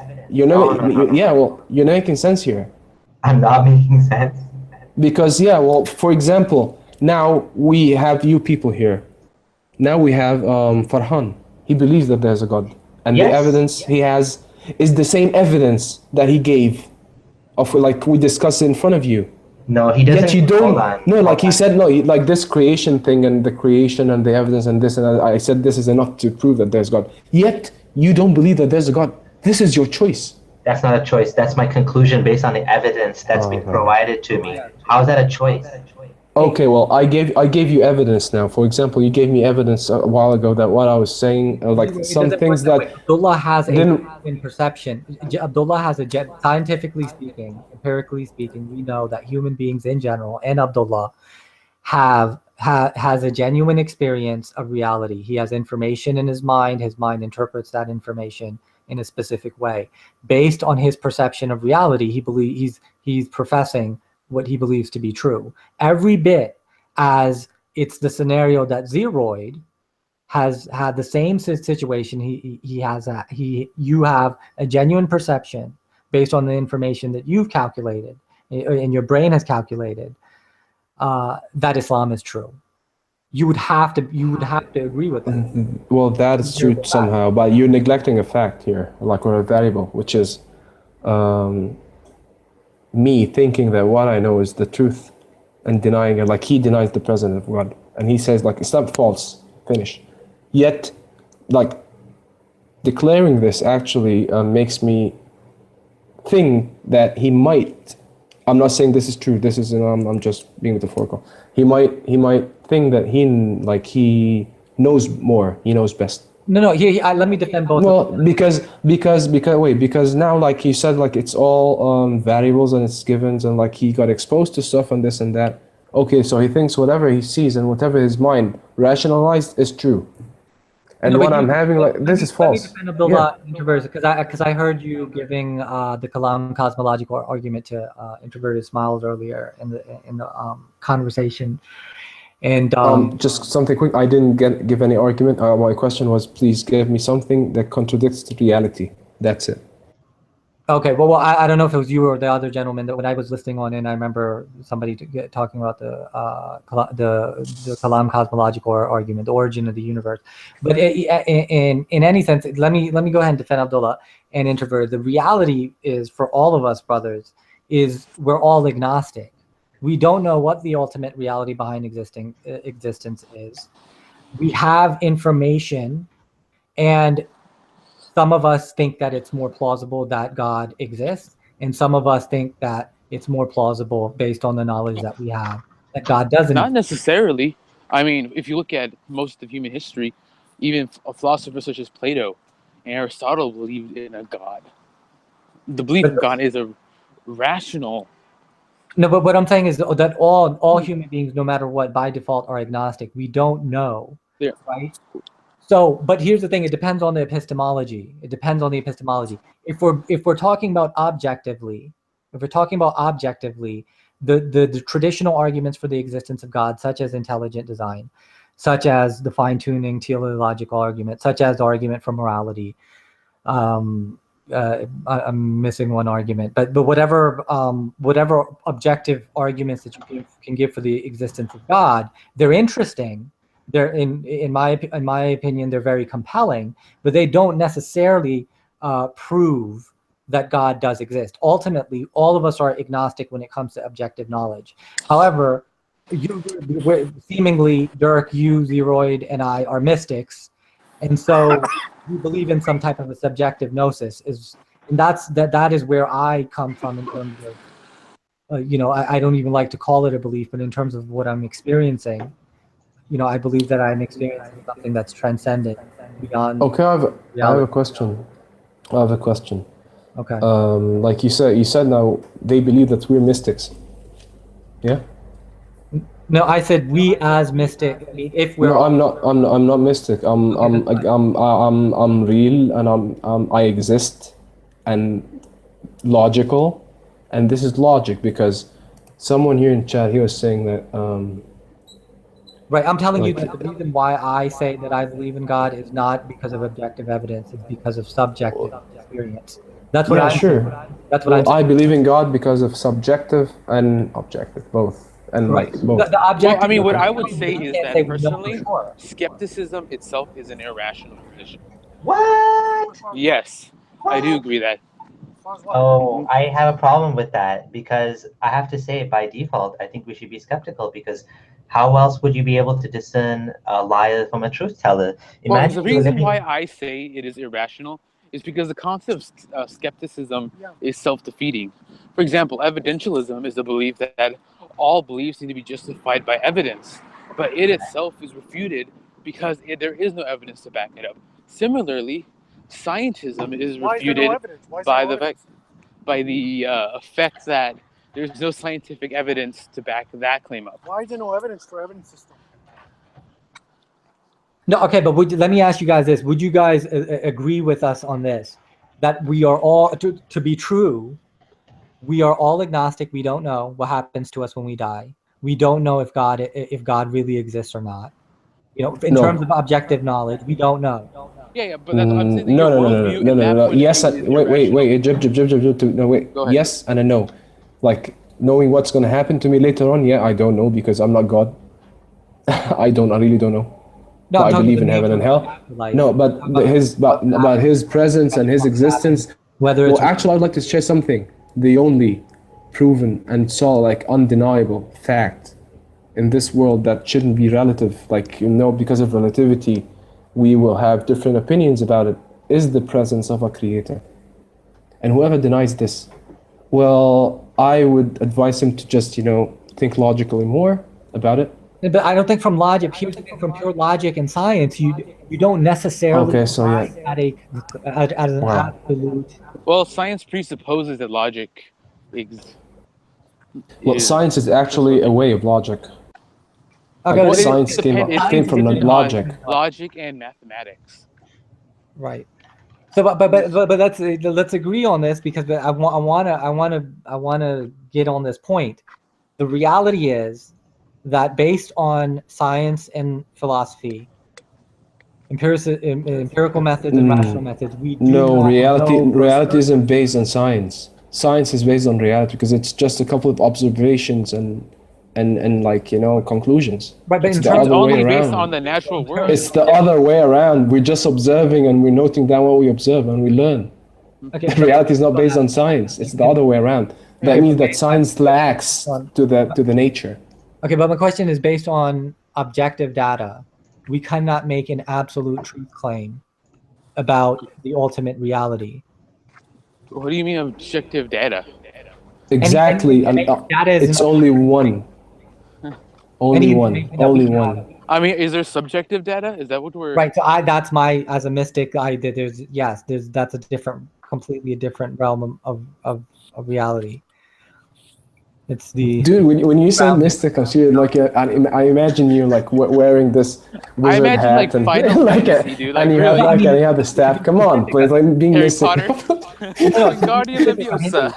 Leviosa. To be specific, I'm Hindu. I Ah, believe in Advaita Vedanta. But I believe in the perennial philosophy that Sufism, Gnosticism, Taoism, shamanism, animism, Sufism is all mystic perennialist. traditions, What? yeah, definitely perennialist. What? By the way, Sufism, if it got corrupted and you looked at it this way, well, this is not the proper Sufism. Well, but it depends on what we really didn't get into Sufism. I just asked you about your beliefs. That's as far as we got. So the thing is, let's stand on a platform here. Does God exist or not? Because I think if we debate anything else, it's gonna be just going in circles. So as This a is Hindu, the only as a Hindu, I believe that Atma, the self, is one with Brahman, the ultimate reality, and all is one. There is nothing other than Brahman that exists. Well, let me. Yeah, nice. That Continue. Yeah, duality sorry. is Maya, and the physical world is Maya. Okay, so from an Islamic point of view, and tell me if you agree or not on every point that I'm gonna say. So wait, what's God in your language? Brahma? If you want to talk about the ultimate reality, Brahman. Brahman, yeah, so exactly. So, as I've said earlier, the only truth that's undeniable and non-relative is God. Well, is the creator. Let's say creator, because some people might look at him as a creator but not take him as a God. Is the creator. Okay? And then the reality in which we're living in now cannot be self-sustainable. Otherwise, if it's self-sustainable, then it's another God. Okay, so why can't it be another God? Why? I don't know if you want to continue with Farhan or if you want me to jump in. But I'm atheist, so I you're more obviously than disagree. welcome. No, sure. Okay, so I don't believe that there is a God. It's possible there's a God, but I'm not convinced. So let's go with the position that there's no God. okay. Let me ask you this: why do you believe that there's no God? Because I haven't seen any evidence for a God. So you're saying the lack of Okay. evidence is evidence of the lack of God? No, That's wait. actually a Just logical fallacy known as that ignorant. Well, forget the word God now. Let's talk. Let's be specific. Creator. Okay. Right. Okay. So you don't believe that there's a creator. No, Okay. So you believe in science. I do. Okay. Like you were contradicting yourself right now. What do you mean? Like, how do you believe that everything came from whatever source it came from? So what I And yeah. So what I believe is that this entire universe and everything in it began with the Big Bang. So there was a beginning to this particular universe. What we don't know is what happened before the Big Bang. And what we have seen in science and what we have observed is that quantum particles pop in and out of existence without any explanation, without any Oh, so you're causation. using Loris and Hold Cross's on a second. model. Let me just finish. So I believe that there is a reality outside of the reality of a universe. You know, some people, you can say multiverse, some people call it cosmos. This cosmos was an ever existing, I mean, one way to explain it is, there's two ways to explain it. One way is we live in a cyclical universe, where a universe that, you know, like there's a big bang and then there's a big crunch. The scientific evidence is not kind of leaning towards this hypothesis of big crunch and big bang. And big bang, yes, we know, but big crunch, maybe not. Maybe it'll be a big freeze or a heat death. But Heat death is the most likely. right, exactly. But we don't know whether a universe is just one of multiple universes that came out of the quantum foam, this ever-existing, let's call it cosmos. Now, you're going to say, well, the problem with that is, first, that's not a scientific theory, first off, Fine. because you can't No observe problem. that. You can't prove that. Second of all, you just made your own religion. That's fine. You know? I have no problem with that. Stephen, you admit that there is a creator. I did not admit there's a creator. This universe, this quantum form, is without any sort of consciousness. It's just an existing. Then how did consciousness develop then? How did the consciousness develop in humans? How did rationality? Yeah, how did rationality develop in humans then? Well, I believe the question is no. that, So my question to you is now. So you believe that nothing exists? No, I believe that something exists. No, well, now you said like quantum particles, they pop into existence and out of existence. So they're like, so nothing exists. No. Well, that's I'm using logic here. That's not what I said. That's the explanation of what you're saying. I said, in the probability field of the quantum form, we have observed inside a universe particles popping in and out of existence, meaning for one, like let's say point in time, it exists and then it disappears. We don't know whether our universe started out as one of these quantum pops. Because of natural selection that occurred, just like natural selection occurs on animals, the same concept of natural selection may have applied even to these quantum particles. And for whatever reason, our universe has the correct attributes that it didn't disappear, but it stayed because of the attributes that it has. So yes, I agree that this is very theoretical, very theoretical science. No, first off, that is not theoretical science, because theoretical science is something that is observed and testable. This is observable. We know for a fact that particles are uncaused, uncreated, and they come into existence without any sort of explanation. And we cannot. No, they did come into existence via singularity with the Big Bang theory. Okay, if you're talking about Big Bang, there's Big Bang, but I'm just talking in general now about quantum physics. Very generally speaking, particles pop in and out of existence without any cause. Do you agree or disagree with that statement? No, wait. No, wait. So what you're saying now? Wait. It doesn't make sense. Listen to yourself again. Listen to yourself again, please. Like first, I say you believe in nothing. Like they pop in and out of reality, right? I said I believe in an eternal cosmos that always existed.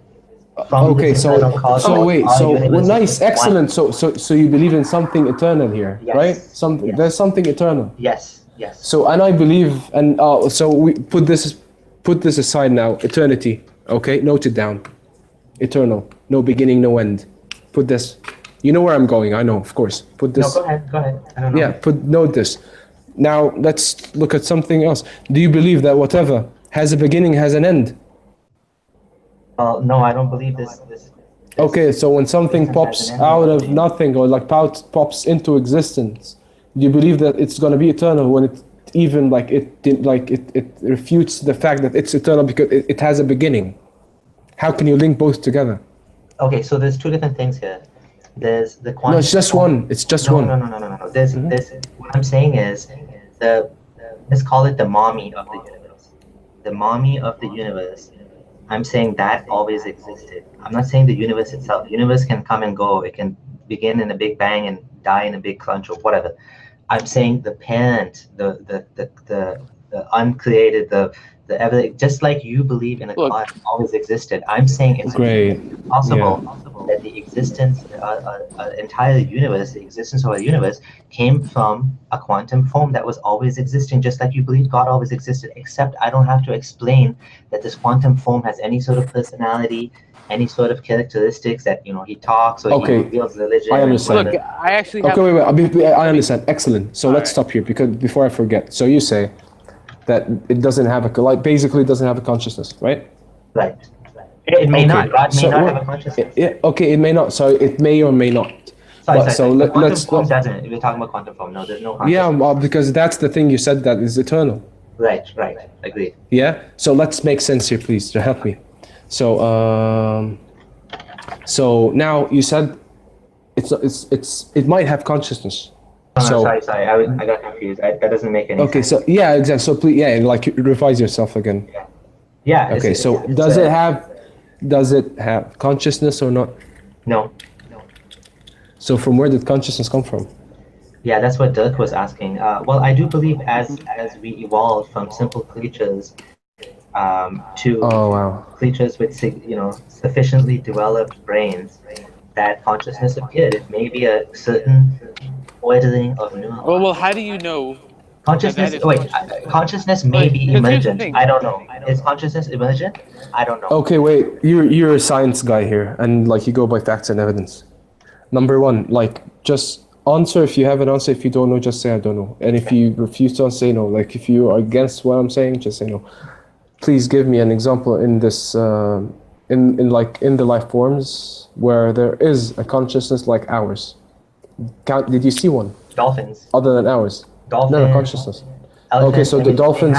They have So basic no, they don't have. No, they don't have consciousness. They have intelligence. consciousness. No, they have intelligence, but not consciousness like yours. You know what's true and what's wrong, and you think, and they're intelligent. About this. Science brain. says that all of these species have consciousness. Well, consciousness as in their existence, as in they exist, but not yours. Okay, no, but they have conscious. Okay, the consciousness exists across the board. What's different is perception, and the reason why perception is different is because brains are different. So a dolphin's brain, the brain is a perception mechanism. Well, great. Right. This does no. I need to stop you because this is not answering my question. Please give me an example. You said evolution and like adaptation. Please give me an example that's for a species that are other than us. Just name one. Well, all species have consciousness.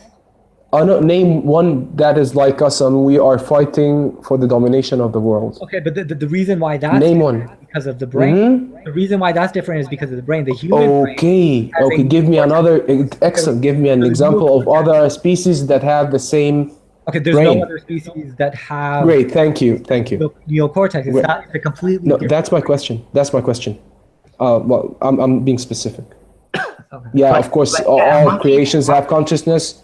They have desires. They have brains. They know, like they have needs. Yeah, I agree. Yeah, they are created, and they move, and they have bodies and everything. But the thing is here. And monkeys. So this consciousness. So okay, well, let's go by all of them. They have consciousness. From where did this consciousness come from? Like, did you ever see a rock that evolved to become an organism? I have an answer to this question. So, by the way, I don't know. By the way, you don't know. So you don't know. So when like you're exposed to logical thinking, you just say, I refuse, I don't know. But when you're exposed to like, is there a God? Then is it logical to see that, to understand and believe that there's a creator? No. We say we don't know. That's why you do, yeah? No one knows. That's why you do.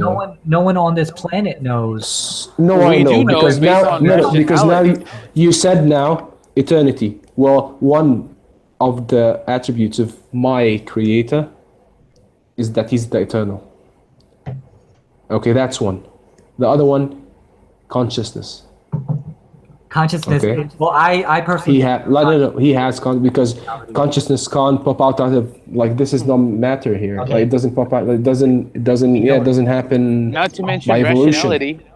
Like plants, I've never seen a plant that's thinking. But rationality is from the mind. Okay, you're confusing mind. Okay, but here's the thing. No, from where did the mind come from? Rationality cannot come from non-rationality. The mind comes from the brain. The mind. Yeah, from where did the brain? Who made the brain this way? Okay. Don't go around it. Don't go around it because like you're locked now. Scientific explanation for where the brain came from. So we can't. Yeah. No, it came from the nervous system and evolution. It was a cell, and yeah. Yeah. Right. So that's the mechanism. That's science.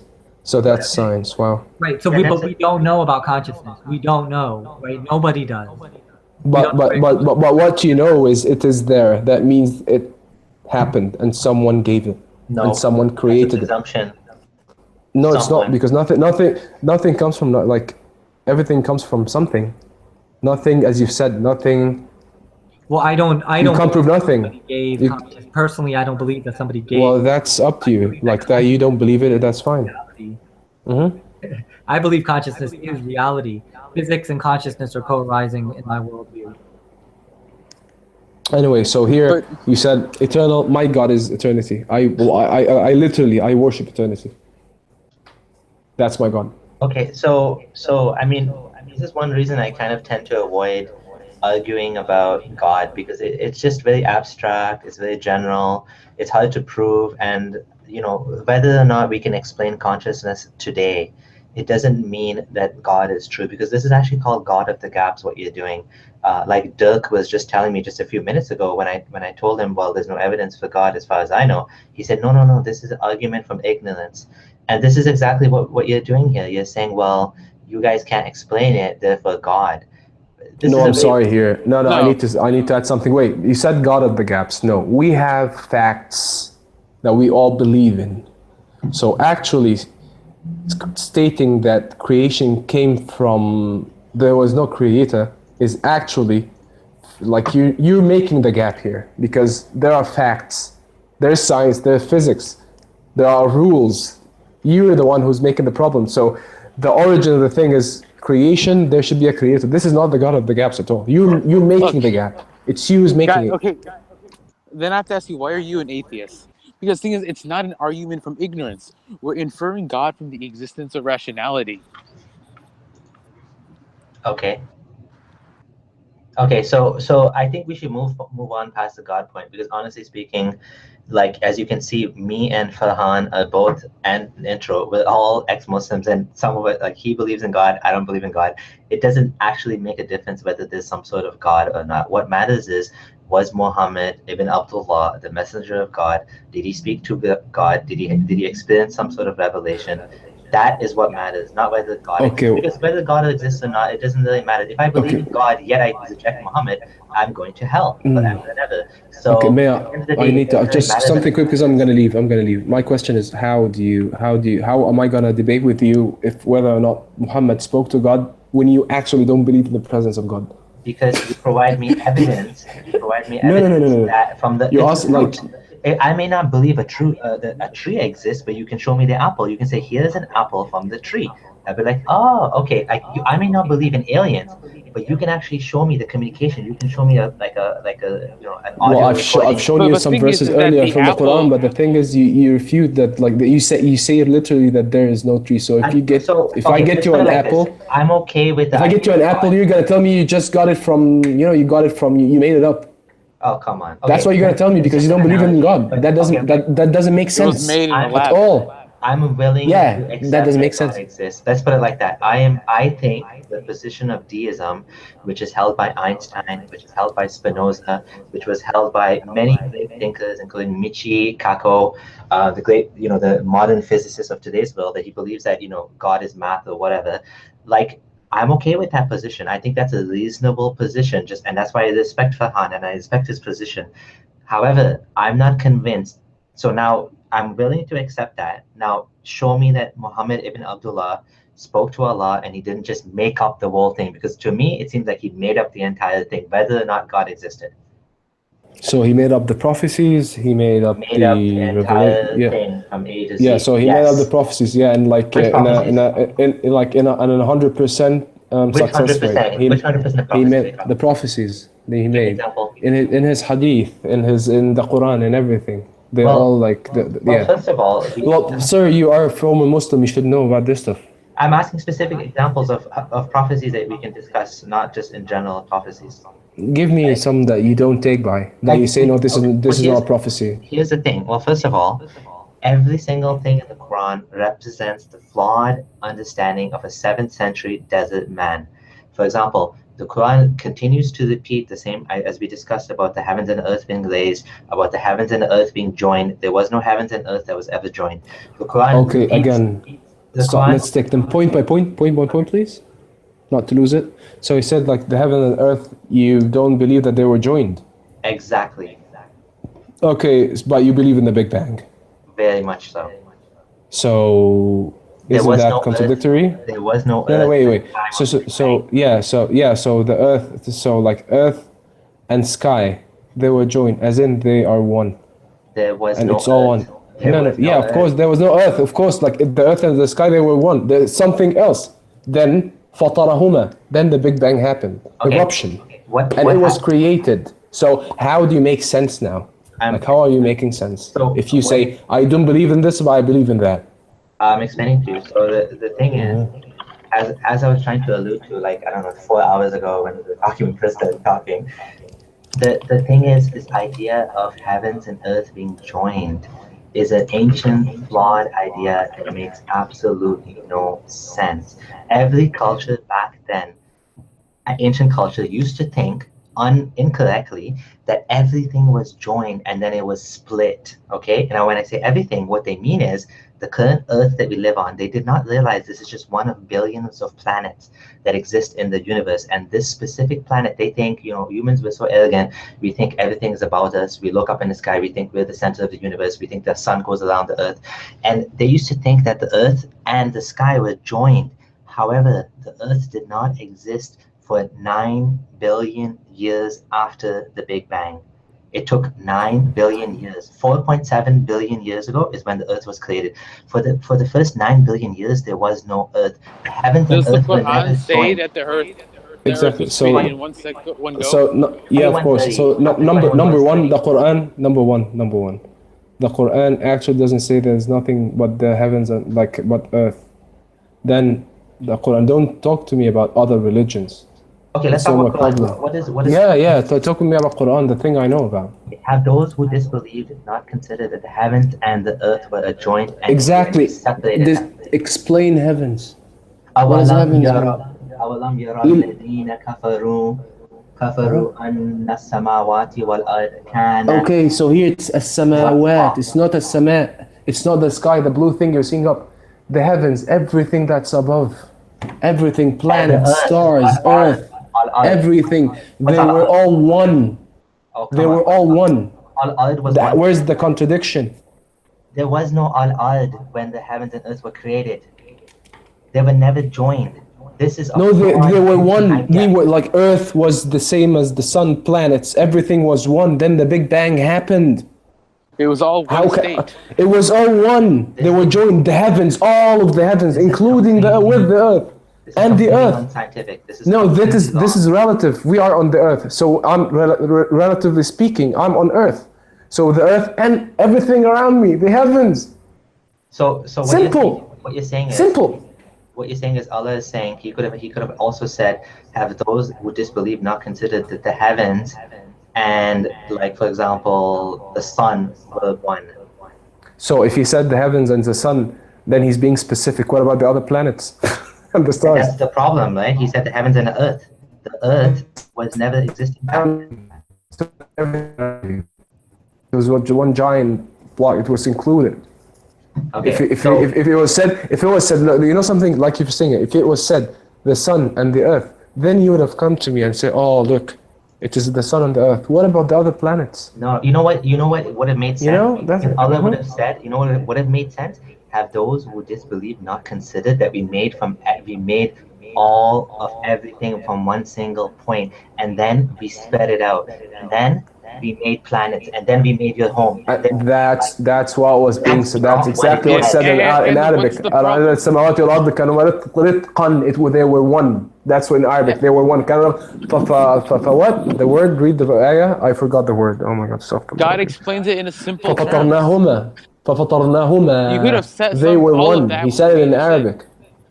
They were one. He said it. They were the same thing. You're going around. I really don't know. I don't find your, like, I don't know how this is puzzling you. Your only problem. I'm telling you, this is saying it's one. Exactly my way. No. That's not saying, my point. yeah.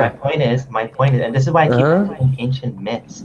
My point is, it says exactly what you would expect a desert 7th century man to say. That's my point. So wait. So the desert existed before Arabia. Is it wrong then? Sorry? Democracy existed way before the Prophet's time. Is it wrong? No, that's not my point. I'm not saying it's wrong because it's old. I'm saying this is what they used to think back then, and we know it's wrong because of science today. We know this is not how the world was created. But the problem is they didn't think that way.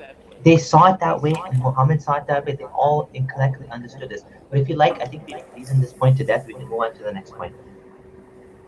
Listen, yeah, let's skip to the point of the sun and the earth. Now you're saying, well, if God, listen, like now you changed your givings like 3 or 4 times. No, first you said, what if he said sun and earth? Then I explained. Then he said, okay, what if he said like they were one? I said like he said they were one. What else do you have? That's not my point. Okay, let's go back to the beginning. There is no Let's go to the beginning again. I have no problems. Yeah. Forget these holes in the Quran that I'm pointing out. Forget it. There are no holes. The holes are in your imagination. You haven't Sorry, proven yeah, that. go on. So let's forget. The holes are like in your understanding because I like. Yeah. Let's start from the beginning. Why should we believe that the Quran is the word of God? For what reason should we believe this? Ya Allah, Ya Kareem. Ya What's the main reason? What's the reason to believe that Muhammad didn't make it up? I'm saying what I'm saying again. I say again, prophecies. He's a prophet, and God gave him the tools for people to understand and believe him. So like you are the one who's telling me like why should I believe him, and like billions of Muslims and the Muslims back then who believed in his message and they witnessed it. That's you just kind of added the logical fallacy. I'm doing a fallacy, yes, but this fallacy is not intended to prove to you that the Quran is true. The thing is, address your point specifically. You said like, what makes me believe that the Quran is the word of God? I told you. They witnessed stuff. Okay. So prophecies. Yeah. So be specific. You didn't give me an example. No, you said a lot. I want you to give me the examples that you see that they are not prophecies, because I believe you know some. You know many. You were learning. I'm gonna actually head out. I had a really brief question. I just wanted to know before I leave, because Durk said something about perennialism.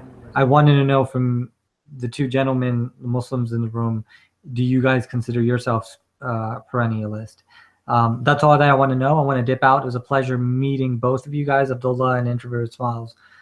Good to see you brothers again as well, and hope all of you well, and I'll see you guys in the future. All right, man, thanks for joining us. I'm about to wrap it up here too, guys, so it's getting late over here, so let's wrap it up. Absolutely, yeah. All right. But if you would ask me if I'm a perennialist, personally, no. If you mean in the sense of somebody, any human being who knows that Islam is true and he rejects it, will have to answer to God. But if somebody who is ignorant and he's truthful on his ignorance, then maybe perhaps God may have mercy on him. Because in the end, we don't judge. God is the judge. He's the Malik al-Yawmiddin.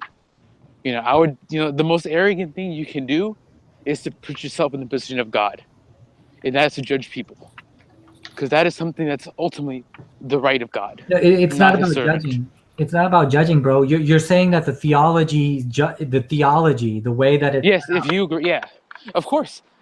Christians believe, for example, that God is Father, Son, and Holy Spirit. We don't believe that. That's wonderful. From a perennialist perspective, that's awesome. You just have to understand it. Look, God cannot be immature and emotional so as to be offended that people misinterpret or misunderstand the majesty of infinity. It makes no sense that God would expect that of a finite, fallible, weak, ignorant creature that is an evolved ape. It makes no sense. I mean, that's why I said, if anything, if you guys are Sufis, I would hope that perennialism and universalism would if you argue that Sufis are perennialists, if you really want qalb salim, you have to embrace everyone as they are. Of course, I do embrace you as a human being.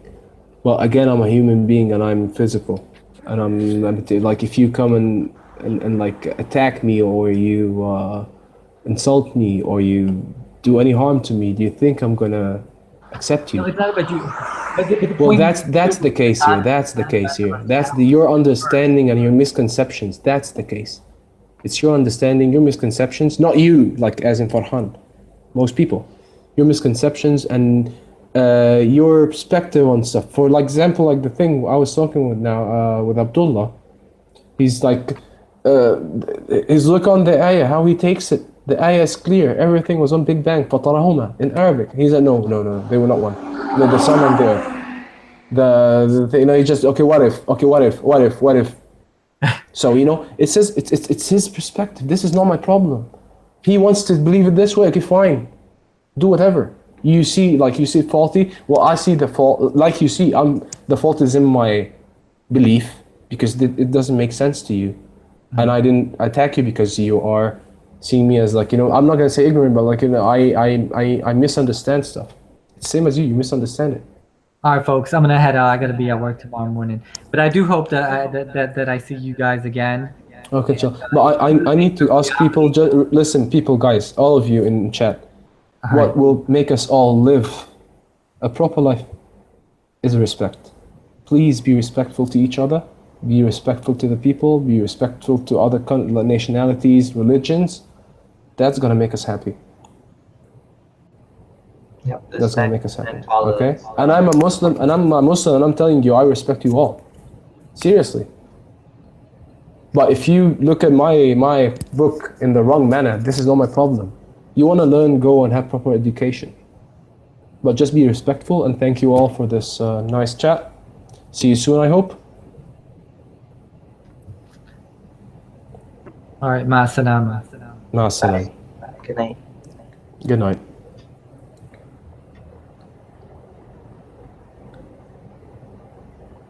All right. I'm just going to close it out here, guys. It's been a long time, and we're going to do it again soon. We'll do it again for sure soon. Just be on the lookout for my channel. Stay subscribed. It was nice. Okay, thank you, intro. That was really good. It was a good conversation. Yeah, learned a lot. All right, guys. Peace. Okay, bye.